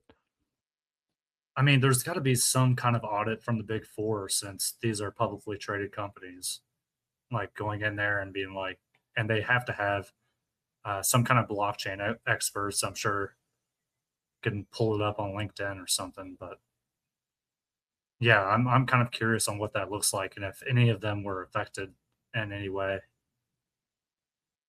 Well, funnily enough, my sister has an account with Coin Corner, which is a UK-based exchange. The day after all this blew up, she got an email saying, the deposit address for your account is no longer in use. Please do not send any money to this exchange.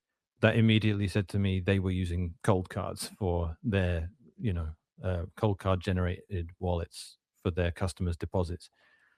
Wouldn't surprise me at all.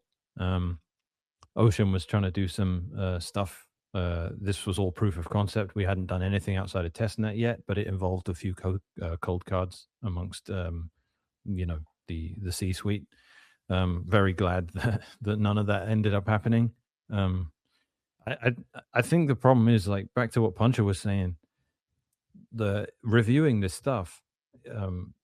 Everyone I know that is capable of properly reviewing the cold card code base would tell you, I don't use hardware wallets. I have a dedicated machine with a Bitcoin node running on it that is air gapped, that I use to generate transactions. And like all of those people don't go anywhere near. Cold cards are for like normie Bitcoiners, plebs that aren't technical, and so's the rest of the hardware wallet space. That's who it's for, and that means we can't review it, and then we just sort of gaslight ourselves and be like, oh, it's open source technically, so someone else has reviewed it. It must be secure.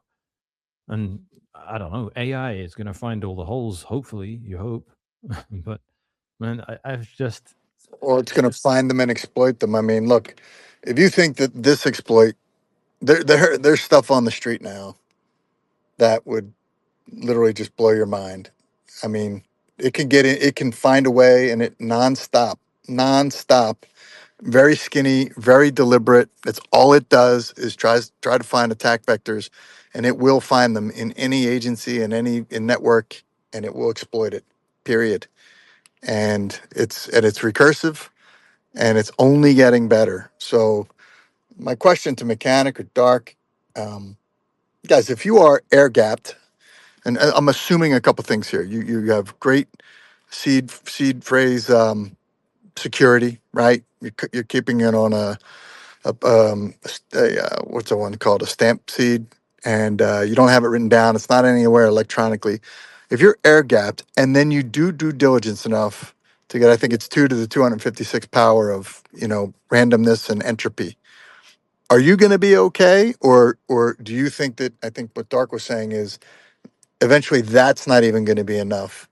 You got to continue to outrun what AI is capable to kind of break down AI and can't. exploit. Big numbers are big numbers. AI can't do anything more than it can't outcompute stuff. It can out reason things in strange ways, but it can't brute force any better. That's a quantum FUD thing, not an AI FUD thing.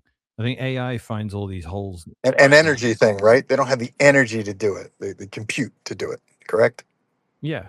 No, but I mean, they are building a shitload of compute, but I still don't think the holes in SHA-256 and stuff like that. They do keep me up at night, but we got a good 10 years yet before they start rearing their ugly heads. It is going to start being a problem in like 50 years if we just naively make the same assumptions about SHA-256 that we do today.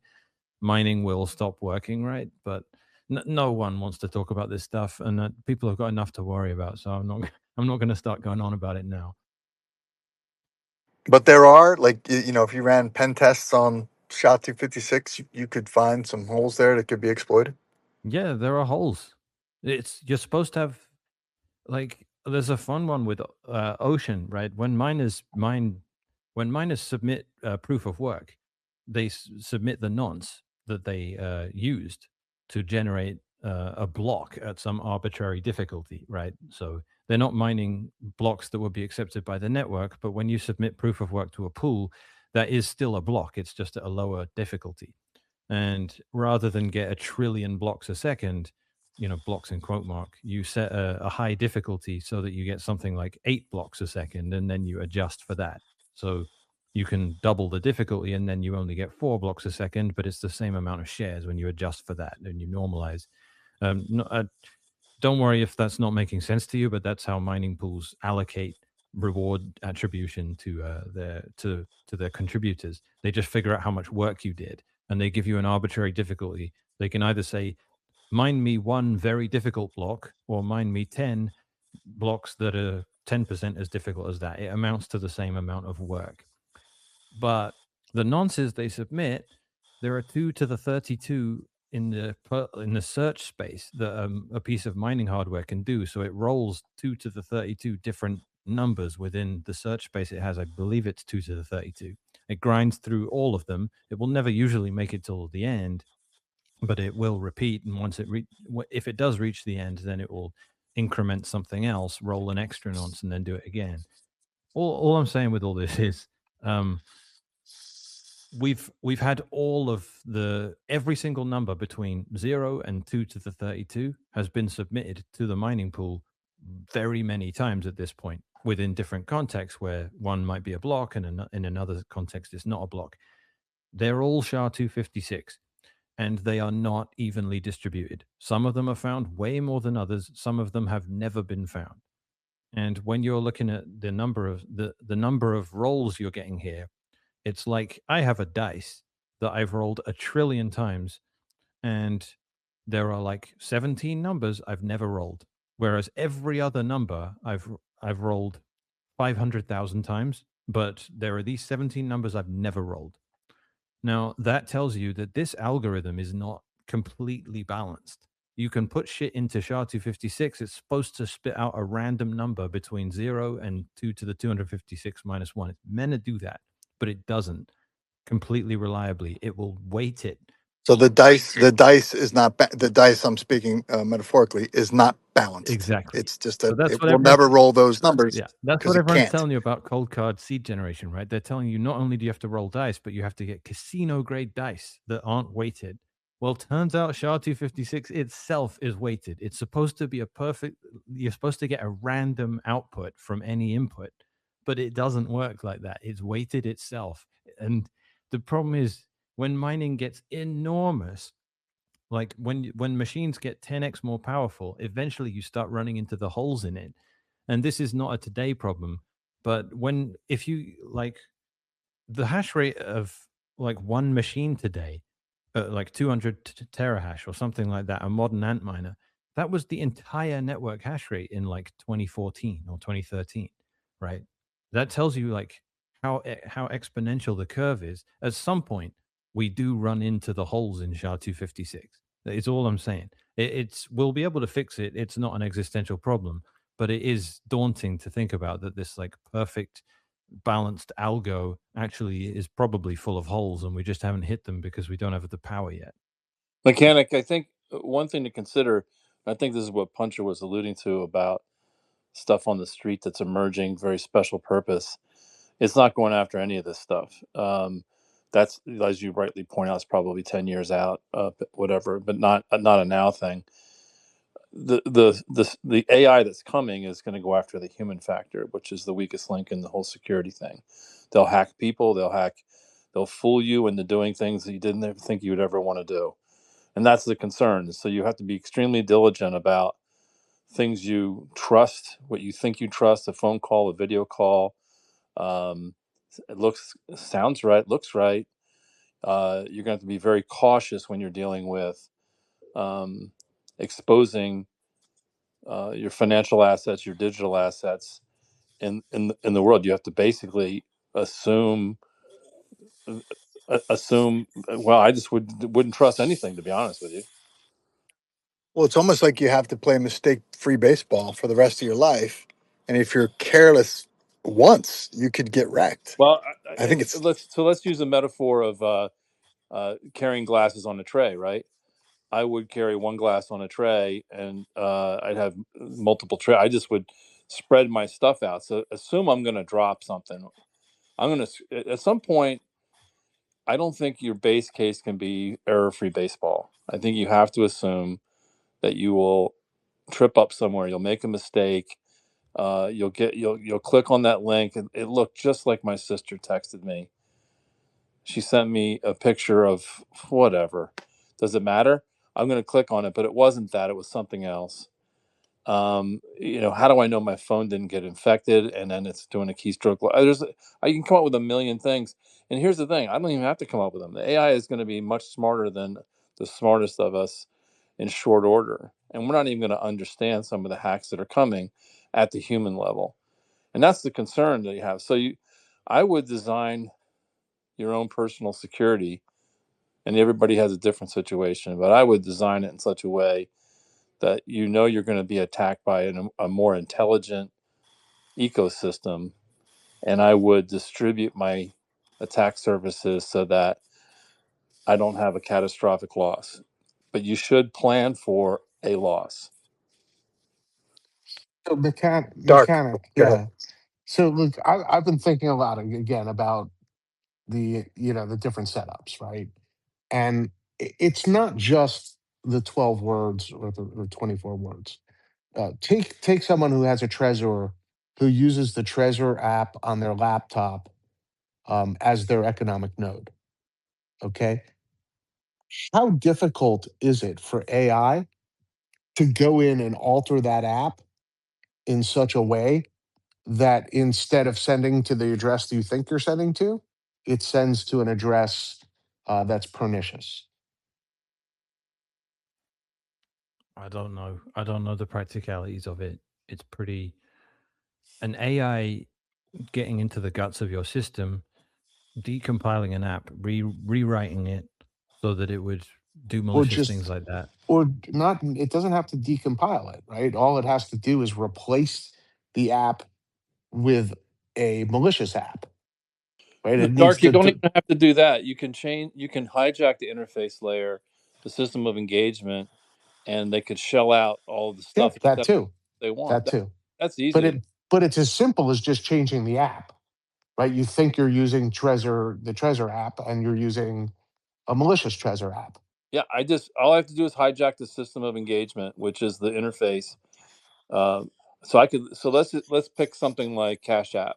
I could have my Cash App on my phone. I could have money on the Cash App. I think when I click on the Cash App, that I'm actually going there, and I might be, and it might be just looking at behaviors and things like that. And the really smart AI hacks will be the ones that are that drip out losses. I got $5,000 on a Cash App, and then and it's moving around, and they're looking at my behavior, and then all of a sudden, like, I thought I had 4,750 there, and why is it like 4,500? And it'll just bleed out a few $100 here and there, so it's sustainable, right? If it took the whole thing, then the whole thing shuts down quickly, and then they lose. So they're going to run the algebra to maximize. But all they have to do is hack that interface. So your iOS gets compromised, or your Android is compromised.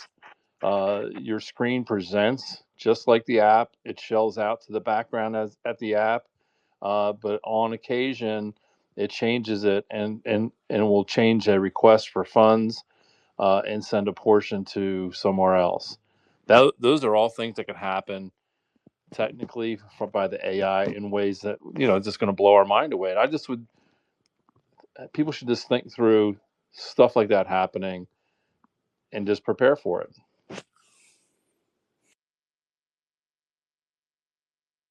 I'm just getting into arguments about the RBF stuff. Yesterday, I was saying that miners should switch off RBF or mempool replacement because the thieves, RBF at the moment is a gift to thieves. They can watch for certain things that enter mempools, and then if something does that flags something, they can say, all right, I've got that. That's a pub key just revealed with someone spending a multi-sig. That pub key, I have it in my table here. I have the private key for that. And then they create a competing transaction and then outbid you with it and steal your money. This is Coldcard users that set up multi-sig with 2 Coldcards using compromised things. Those addresses aren't discernible on chain, but the minute you spend them, the script in the spend reveals the pub keys. And the minute you have the pub keys public, which you will with an unconfirmed transaction, you can spend this stuff. So I spent yesterday yelling about this, saying miners can all just switch off RBF or mempool replacement. That used to be the standard until Peter Todd, again, it's always this guy, disabled made mempool full RBF the default, and then they removed the option to even turn that on or off in Core 29. So everyone was like, "Oh, you're just promoting knots." And I think Shinobi and a few others have been sort of taking me to task over this. But I specifically said you can run an old version of knots. If this is not a BIP 110 thing, you literally just can't do this in core anymore. But if you don't want to support BIP 110, fine, just run an older version of knots or run core 28. But no one's going to run core 28. It's ancient. So, but everyone's been like screaming at me about this today. And it's so obviously true, though. If Foundry and Antpool and a couple of other pools disabled RBF, then people spending from compromised multisigs wouldn't get outbid. They could just spend their transaction and then sweep their funds and actually be okay. Right now, the only option is using Slipstream, which no one has a problem celebrating. But Slipstream's permissioned, and I don't know what the ordeal is. I tried to sign up for Slipstream, and they never got back to me. I didn't use my real name, of course. So that's not an option for some people. You can't sign up to a private mempool mining service and wait for them days, weeks while they figure out what your situation is or whether they're going to let you.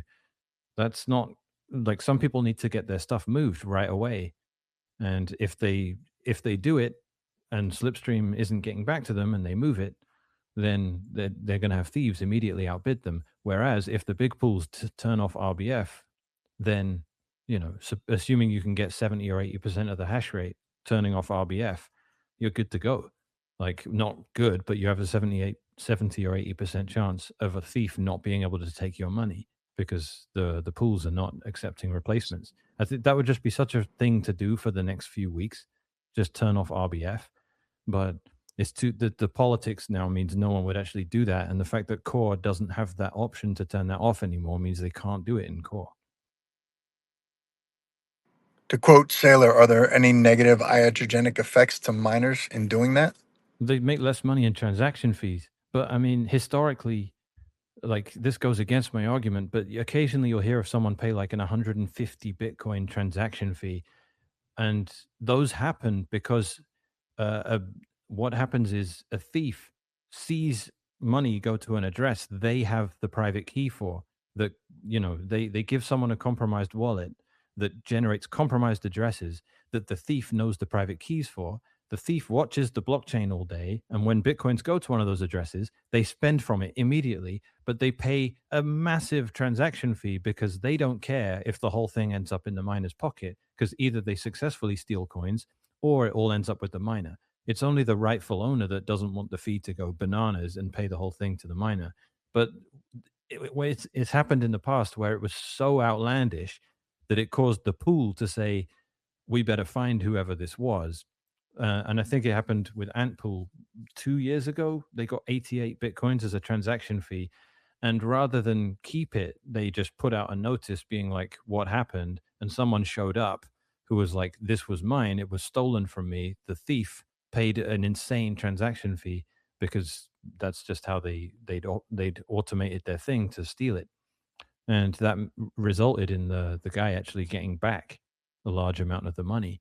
But So the point is, if they turn off RBF, the only thing that they're sacrificing for a time, anyway, if they do it for a few weeks, is ill-gotten higher fees from criminals. yeah, Is that correct? exactly. Like, it's that bad. If they leave RBF on right now, do you know what everyone is using RBF for in Bitcoin right now? To steal money out of people's cold cards. That's what RBF is being used for at the moment.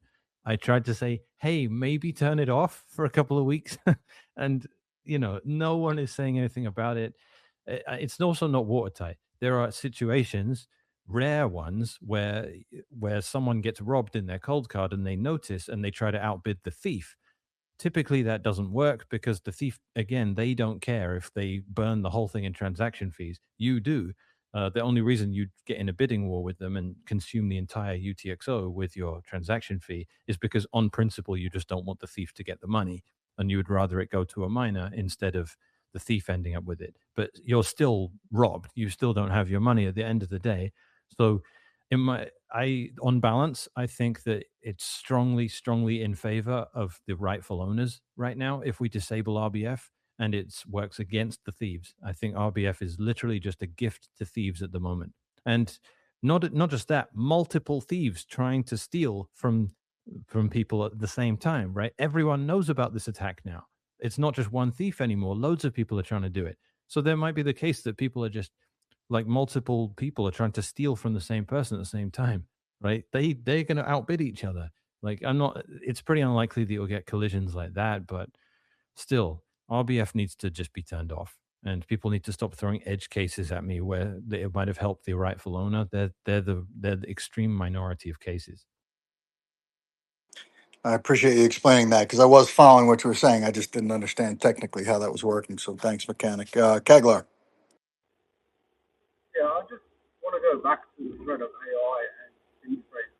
So the story, from what I understand, is that the Coldcard company has closed sourced their information, their code, and their product.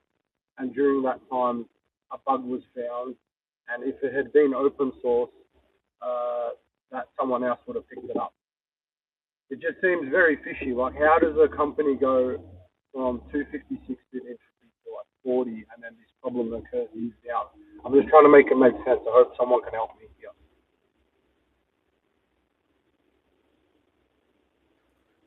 I really could barely understand you, to be honest. It's quite a bad connection. Is that any better?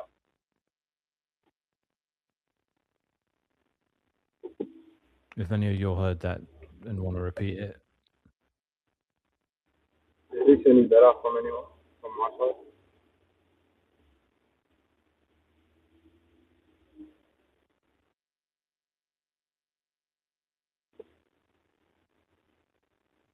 Hey man, Hi, can you guys hear me? you need to drop down. They'll bring you back up because we can't hear a word you're saying. Punch, can you bring Kagler back up?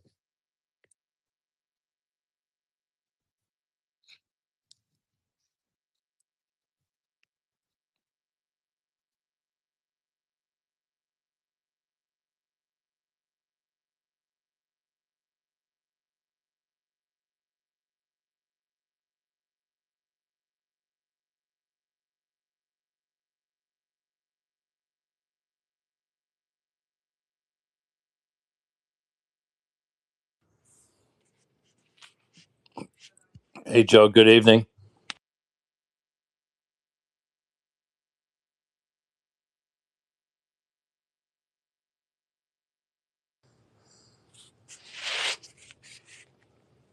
Joe, can you hear? I wasn't sure if the sound's working.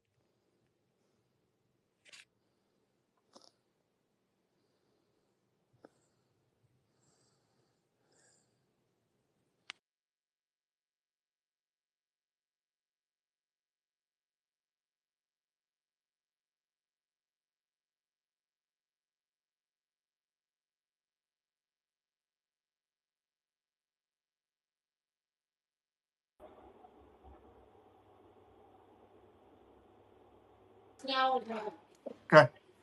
Is anybody talking, Thomas? I'm not sure my sound's working or not. Can you hear me? It is. No one's talking. Yeah, I got you loud and clear now. Dark, you got something? And Joe, welcome. No, I'm good. Yeah, so just confirm you guys can hear me. Right? Yeah, Kaglar, are you going to drop down and come back up? I'll get you right away, but we can't hear you. I got to drop anyway, guys. Yeah. Nice hanging out. I'll speak Good. to you all Good. over the All right, week. Mechanic. Thank you, buddy. Cheers, guys. Yeah, interesting week. Joe, How do you wait before you go? How do you feel about BIP 110? I know you said earlier, but what do you handicapping? How you handicapping this? Oh, he's gone. Saturday. What are your thoughts on BIP 110? I know you mentioned it earlier, but I was kind of preoccupied. That was the longest question ever. I don't know.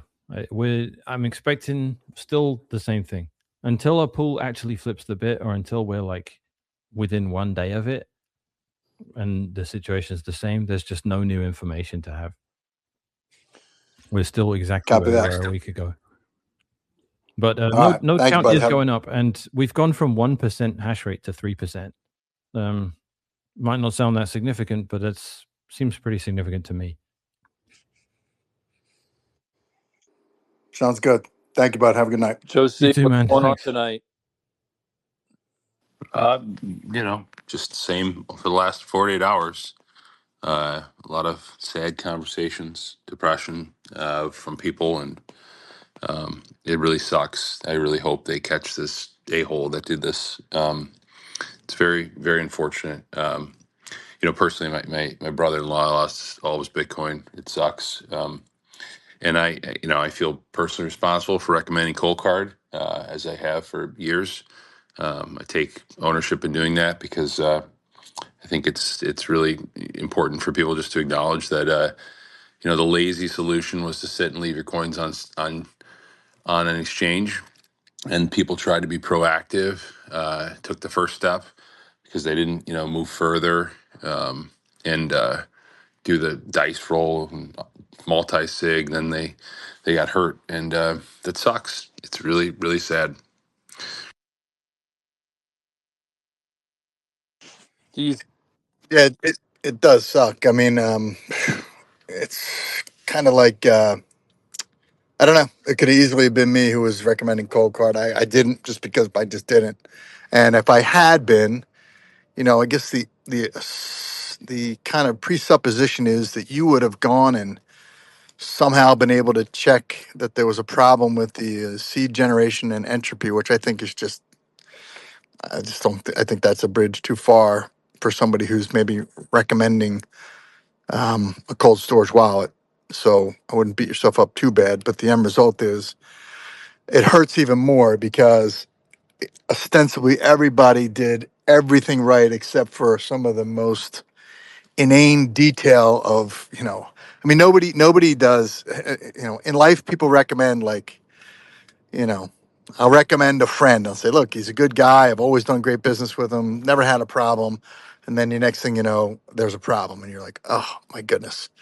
Well, um I wouldn't beat yourself up too the bad. unfortunate thing is that we had a team of some people here running the code through GPT 4.0, which is pretty old at this point.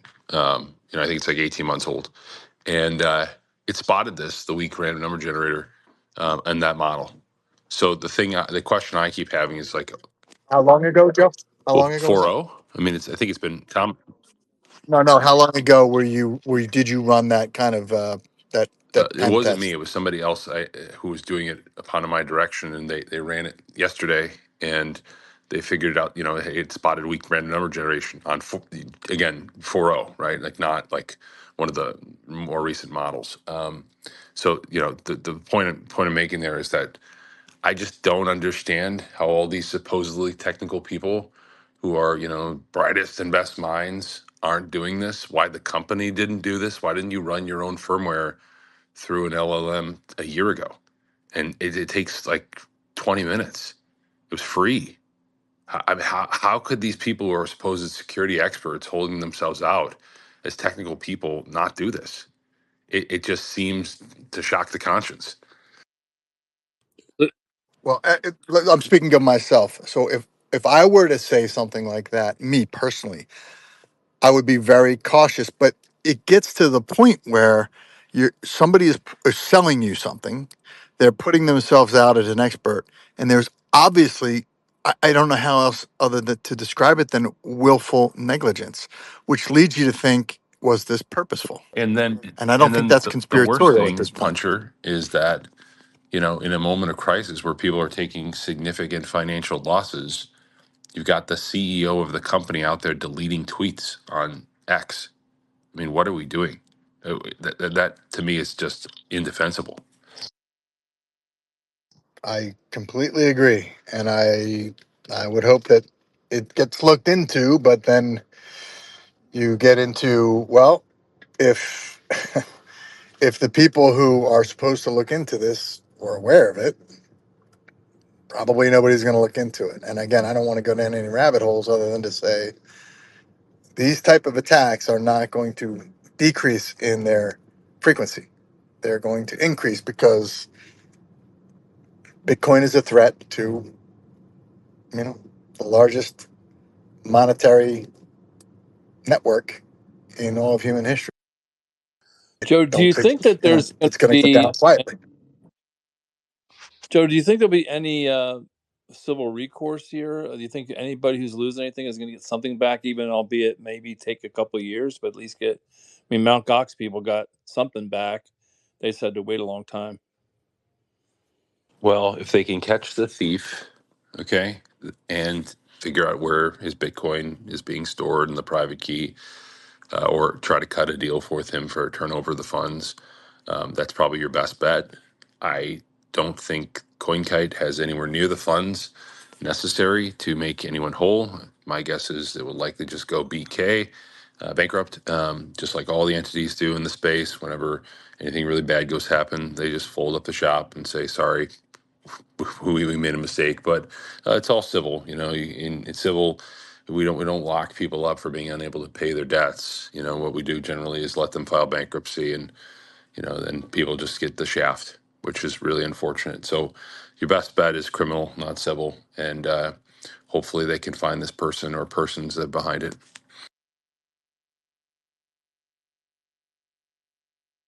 Is there any criminal liability for CoinKite? I mean, so what? First question you should ask is, what's the crime? Willful negligence. Criminal negligence, I was going to say the same thing. Criminal negligence. Yeah, I mean, the problem is that's a really high standard to meet. I mean, that's the idea of, like, someone getting behind the wheel and driving 90 miles while drunk on the road, killing somebody. That's criminal negligence to the highest degree. It's usually like a very far stretch for somebody who's just going to say, look, we made a mistake. It was an error. It's negligence. Okay, it's not going to have the culpability of gross negligence. Now, I mean, if there were facts that came to light that were really substantial, like they could prove that they knew this was out there, or they were trying to take advantage of it, or letting other people, maybe if those facts came to light. But I haven't seen anything like that. It seems more like just the laziness and incompetence, which if we could throw people in jail for being lazy and incompetent, there'd be a heck of a lot more people in jail. But to what end, Joe? Right? Like my lawyer always says, well, I want to sue that guy. Well, he doesn't have anything. So what's the point? You're going to spend a lot of money. The guy doesn't have anything. Yeah, and So and, what are you and what they are you going treat to it get? worse because You're it's going a to get anything. company, right? Like a company is just a shell. You just, unless you get into some piercing the corporate veil types arguments, which are even harder to prove.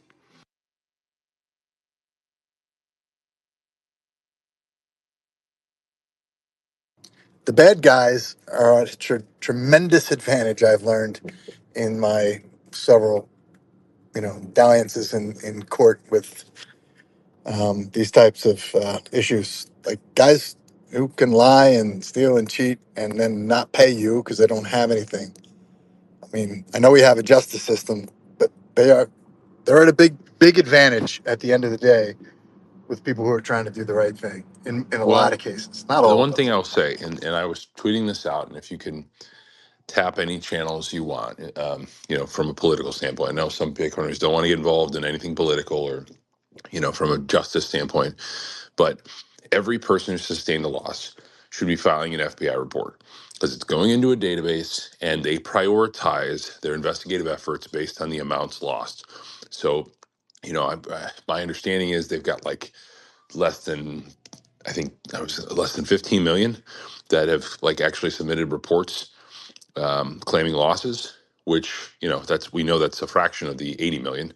And for them to prioritize an investigation, you really got to get up into the north of $50 million area for financial crimes. 15, $10 million. A lot of times that's just not even enough to raise the priority list at the FBI, because they've got massive investigations. I mean, they're trying to recover in some cases billions of dollars. So if you're a non-U.S. citizen, which a lot of these victims very well may be, do you have recourse? Do you have standing with our FBI? Can you file a complaint with the U.S. Well, With the FBI if you you're can, a yeah. I mean, you can Georgian? file a complaint even if you're not a U.S. citizen. The reality is they're not going to prioritize that. But if it's collected with U.S. citizens who have suffered losses, that can lead the list, right? They can go up higher in the list, and again, in the way, depending on whether it's one individual or multiple individuals or conspiracy, et cetera. All these things are factors in their analysis and investigation. And the greater the loss, as you can expect, they have to pick and choose. They prioritize the bigger losses. So I wouldn't just assume that the FBI is not going to take with at least some degree of importance more people filing claims if they happen to be Canadians or from other countries, because we do know U.S. citizens were involved, and it just all goes into the pot.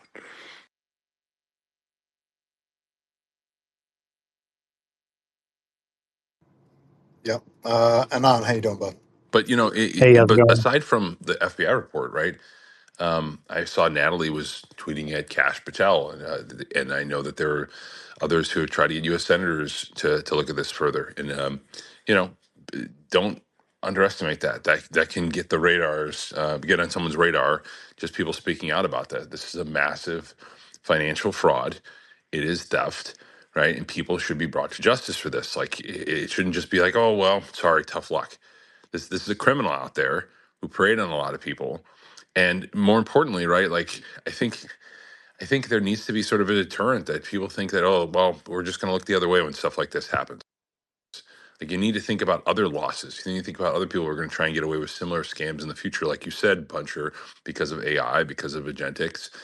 To me, like you have to say like we have to do something. At least try to shine a spotlight on the perpetrators, make them feel uncomfortable. Yeah, it just seems to me like as with the kind of parabolic and rise in AI that's kind of outrunning us at a pace that we can't even keep up. The ability to hide those crimes and who the ultimate perp is going to become increasingly difficult. Would you agree with that I or? think it's going to become harder, but this guy was smart enough to figure this out while also being dumb enough to, according to Block, the company, they figured out like he used information and logged in to a blockchain analytics software, and it had KYC, and his identity was matched. That's not my statement. That's the statement from someone with Block investigating this. So they turned that information over to the authorities. So somebody out there has sort of pieced together very quickly, within 48 hours, a forensic trail that links this guy to a API into a blockchain analytics software. So that's reassuring. That's good. I always said that the good thing about criminals is most of them are not that smart. If they were really smart, they'd be productive members of society. Well, think about this: you got a huge list of blacklisted coins effectively right now. Millions of dollars of it that it's on everyone's radar. I mean, every major exchange has flagged this. He's probably going to try and move it to CoinJoin or Mixer or something. Mixer or something like that. So then you get into interesting questions like, I know that people want legitimate privacy tools, right? But like, to what extent should you intervene in these mixing services when you see coins like that moving in? I don't know. It's a real dicey issue because people value privacy, and I respect that. But then again, like if you take these, coins that have been stolen, these 1,200 Bitcoin, and you move them into what's the one that's very Change Now is the very popular one that a lot of people are using. That's coming up in a lot of my cases. Change Now should stop. They should freeze these coins. Should not like let these things get into the hands of innocent buyers who think they have clean, quote unquote, Bitcoin. Well, I think that is the ethos, right? That's why people don't are loath to go to the FBI and kind of what they consider centralizing agencies because they, it's maximum sovereignty, right? I lost my coins. The FBI probably isn't going to be able to do anything anyway. I want privacy in my coins. I want to be able to mix my coins. But now you see something where a hardcore criminal thief, can also use, I guess mixers are for your enemies as well. And how do you think about that? How I don't know. how did the ETFs prevent themselves from getting stolen or blacklisted coins in their portfolio? Well, every ETF it's the same thing as exchanges. I mean, there's OFAC lists. Like there's an OFAC list of Bitcoins, right? And Bitcoins that are quote unquote, dirty Bitcoins, blacklisted Bitcoins.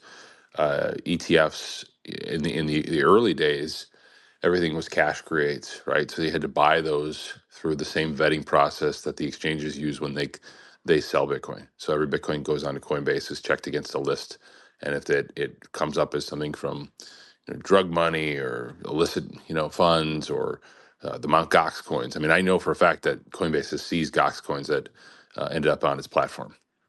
A lot of exchanges do this. Yeah, I was going to ask, when it comes to quote unquote blacklisted coins, what is the responsibility of individuals who might receive them accidentally? If they do so unaware, can they still have it potentially confiscated? What happens to them?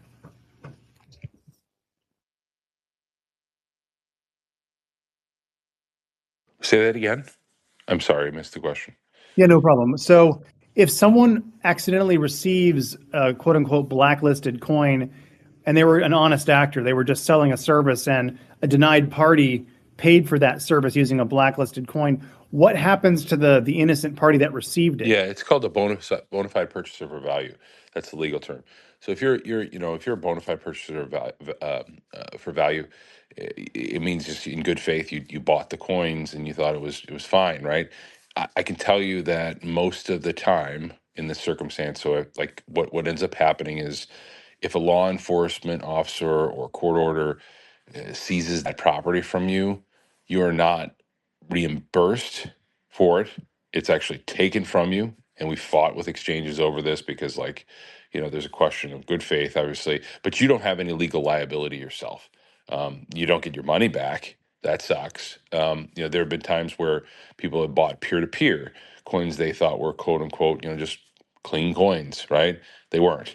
What had happened is in those circumstances, what the law allows you to do is go track down whoever you bought it from and sue that person. But that's annoying, right? Then we got to go file a lawsuit against random Billy Bob who you met at a Bitcoin meetup and bought Bitcoin from, which is super, it's burdensome and a waste of time, right? Most people just throw up their hands and say, that's it, I'm done. I got screwed out of my Bitcoin. But that's why one of the reasons why, buying from an exchange is generally a safer practice because all those coins are seized, and I've never been aware of screened. I've never been aware of a situation where someone bought coins from an exchange, which KYCs and runs AML, and those coins were, dirty Bitcoin. It's usually the circumstances that I've come into contact with, like peer to peer, where you bought Bitcoin from some random dude, and the random dude had stolen coins or had coins from an illicit source. But you are protected as a bona fide purchaser for value. Got it. And then in the past, when we've seen hacks like this, there was that, I think it was it a Korean exchange that got hacked, but it seemed like the result was that the perpetrator couldn't actually move the coins without getting caught. So we ended up burning them. And so I'm just curious, like, what's the reasoning behind someone that would burn them versus try to use a mixer? Or is it just, do you think they don't know about it? Like or is it just easy to get caught? I don't know about the burning. I mean, I've never heard that story. I'll look that up because that's interesting to me. All I know is that with a lot, this is not a first of a time instance of this being a problem for criminals. They think they're so clever, they steal a bunch of Bitcoin, but then it becomes very hard to liquidate. Some of the people that were involved in the Bitfinex hack, right? There's a whole documentary on this issue. Like they were sitting on mountains of Bitcoin that they couldn't liquidate easily. They had to use a bunch of small services. They had to break up transactions, intermediaries, and they only were able to sell, I think, in the grand scheme of things, 2 to 3% of the Bitcoin they actually stole. The rest of it was later recovered by law enforcement. So it's a problem. Like you hit the jackpot, quote unquote, right? But like, good luck liquidating it.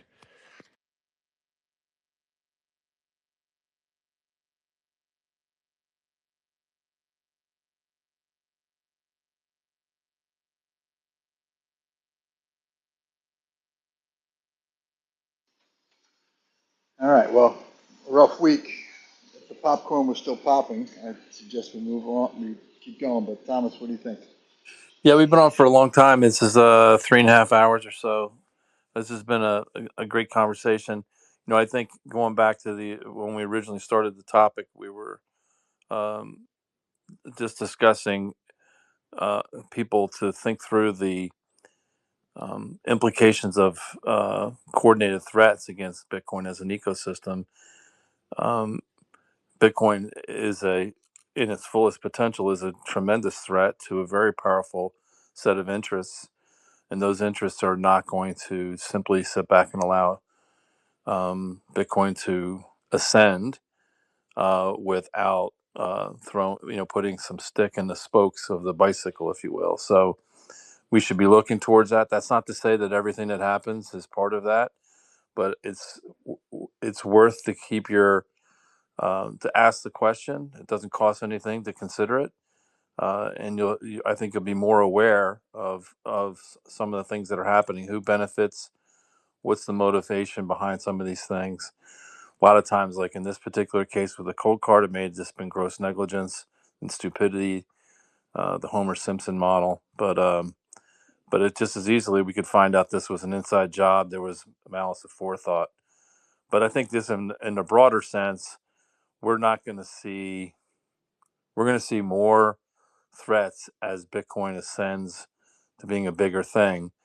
Um, just think through the regulatory issues. If this Clarity Act passes sometime this year, you're going to start to see more attention into the broader space of cryptocurrencies. And so I think, and then the second thing is I just think AI is going to have a strong interest in what Bitcoin is and what it does and how it interfaces with the system. You could create a pretty cool science fiction story with this Coldcard case if it was an AI exploit and that the person sitting on these coins is actually an AI mastermind and they're using some meat puppets to do the work. That's science fiction probably at this point, but that science fiction could be here within, pick a time frame, 6 months, 2 years. You decide. But anyways, good space. Punch, do you have anything to wrap it up with? Yeah. I've never been more concerned or more, I don't know, anxious might be a good word, about your ability to make it through to wherever we're going with your coins in hand. It's not just a scenario where you've got to, the bear's chasing you, you've got to outrun the slowest guy. It's not that. If the slowest guys all get killed, that hurts Bitcoin, and it fundamentally changes Bitcoin into something else. If the nodes no longer dictate kind of the rules of the game, and that's the only really decentralized part, or least centralized part of Bitcoin, there's risk there as well, co-option. I was pretty relatively new, or not as attuned to Bitcoin in 2017 with the block size, where I understood it and listened in and watched from afar, and I felt really good about how that turned out. It made me really become an avid Bitcoiner. This is a new kind of low for me personally, and we got a lot to think about. And I know, on the one hand, everybody says, "Can't we all just get along?" That's not the way decentralized things work, right? We got to fight it out in the arena of ideas, and there are going to be winners and losers in the battle of ideas, and that is necessarily messy and argumentative at times. And I try not to take it personal. I try not to ruin friendships over it. But by the same token, the "we should all just get along" mantra is kind of silly and foolish. That is a recipe for disaster if we're going to face the battles unified to come. And you can also believe that there are going to be interlopers inside of our network. That's just how the system works. I know that firsthand. So, it's going to be tough sometimes. It's going to be tough. It's going to be tough all around, and I'm here for the fight. I think it's worth fighting for. I've got kids. I have a loaf under both arms, man. I've had a good run. I could die tomorrow. It's my kids that I'm here for, and that's what I'm worried about, and that's what I'm kind of so disagreeable about all the time. Generally, outside of Bitcoin, I'm pretty nice guy to hang around with, I think. Pretty fun. But when it gets into this, it's so important to me that we don't make mistakes and don't hand over our sovereignty. And that's why I'm very passionate about this. And I'll just leave it at that. Yeah. So anyway, so I'll just wrap it up. I mean, I just, look, the conflicts are real. People are going to have strong disagreements. I want to appreciate everybody who's been on here for the last 3.5 hours. We've had a very civil conversation here. There have been no screaming and shouting. A lot of, I like to ask questions. I like to seek to understand, then be understood, and it's a good way to operate. There's a lot to learn here, and if you don't want to listen to what's being said, there's a mute button and an end button. You don't have to join it. But I think I got a lot out of this. I appreciate the time that people spent, and I appreciate the civility. So let's couple prayers and thoughts of sympathy for the people who got lost their coins, and we'll be thinking on them. But I just hope there's not more to come. So anyway, Hey, Thomas, yeah. I just noticed that Jack Cruz is in the audience. He doesn't probably know it, but we're going to be neighbors down in El Salvador. I wonder Let's if he say hi wanted to to come up. Jack if he's I here. invited him up. If he wants to come up and speak, if not, I understand. But would love to get his perspective on things. I don't know if how long he's been in the audience and listening, but if he wants to come up and say hello, that'd be great. Otherwise, we'll do this another night. Yeah, it looks like he dropped out. I Yeah. doxed him and he dropped. All right. There you go. All right. All good. Thanks, everybody. We'll see you. All right. Bye. See you guys. Bye.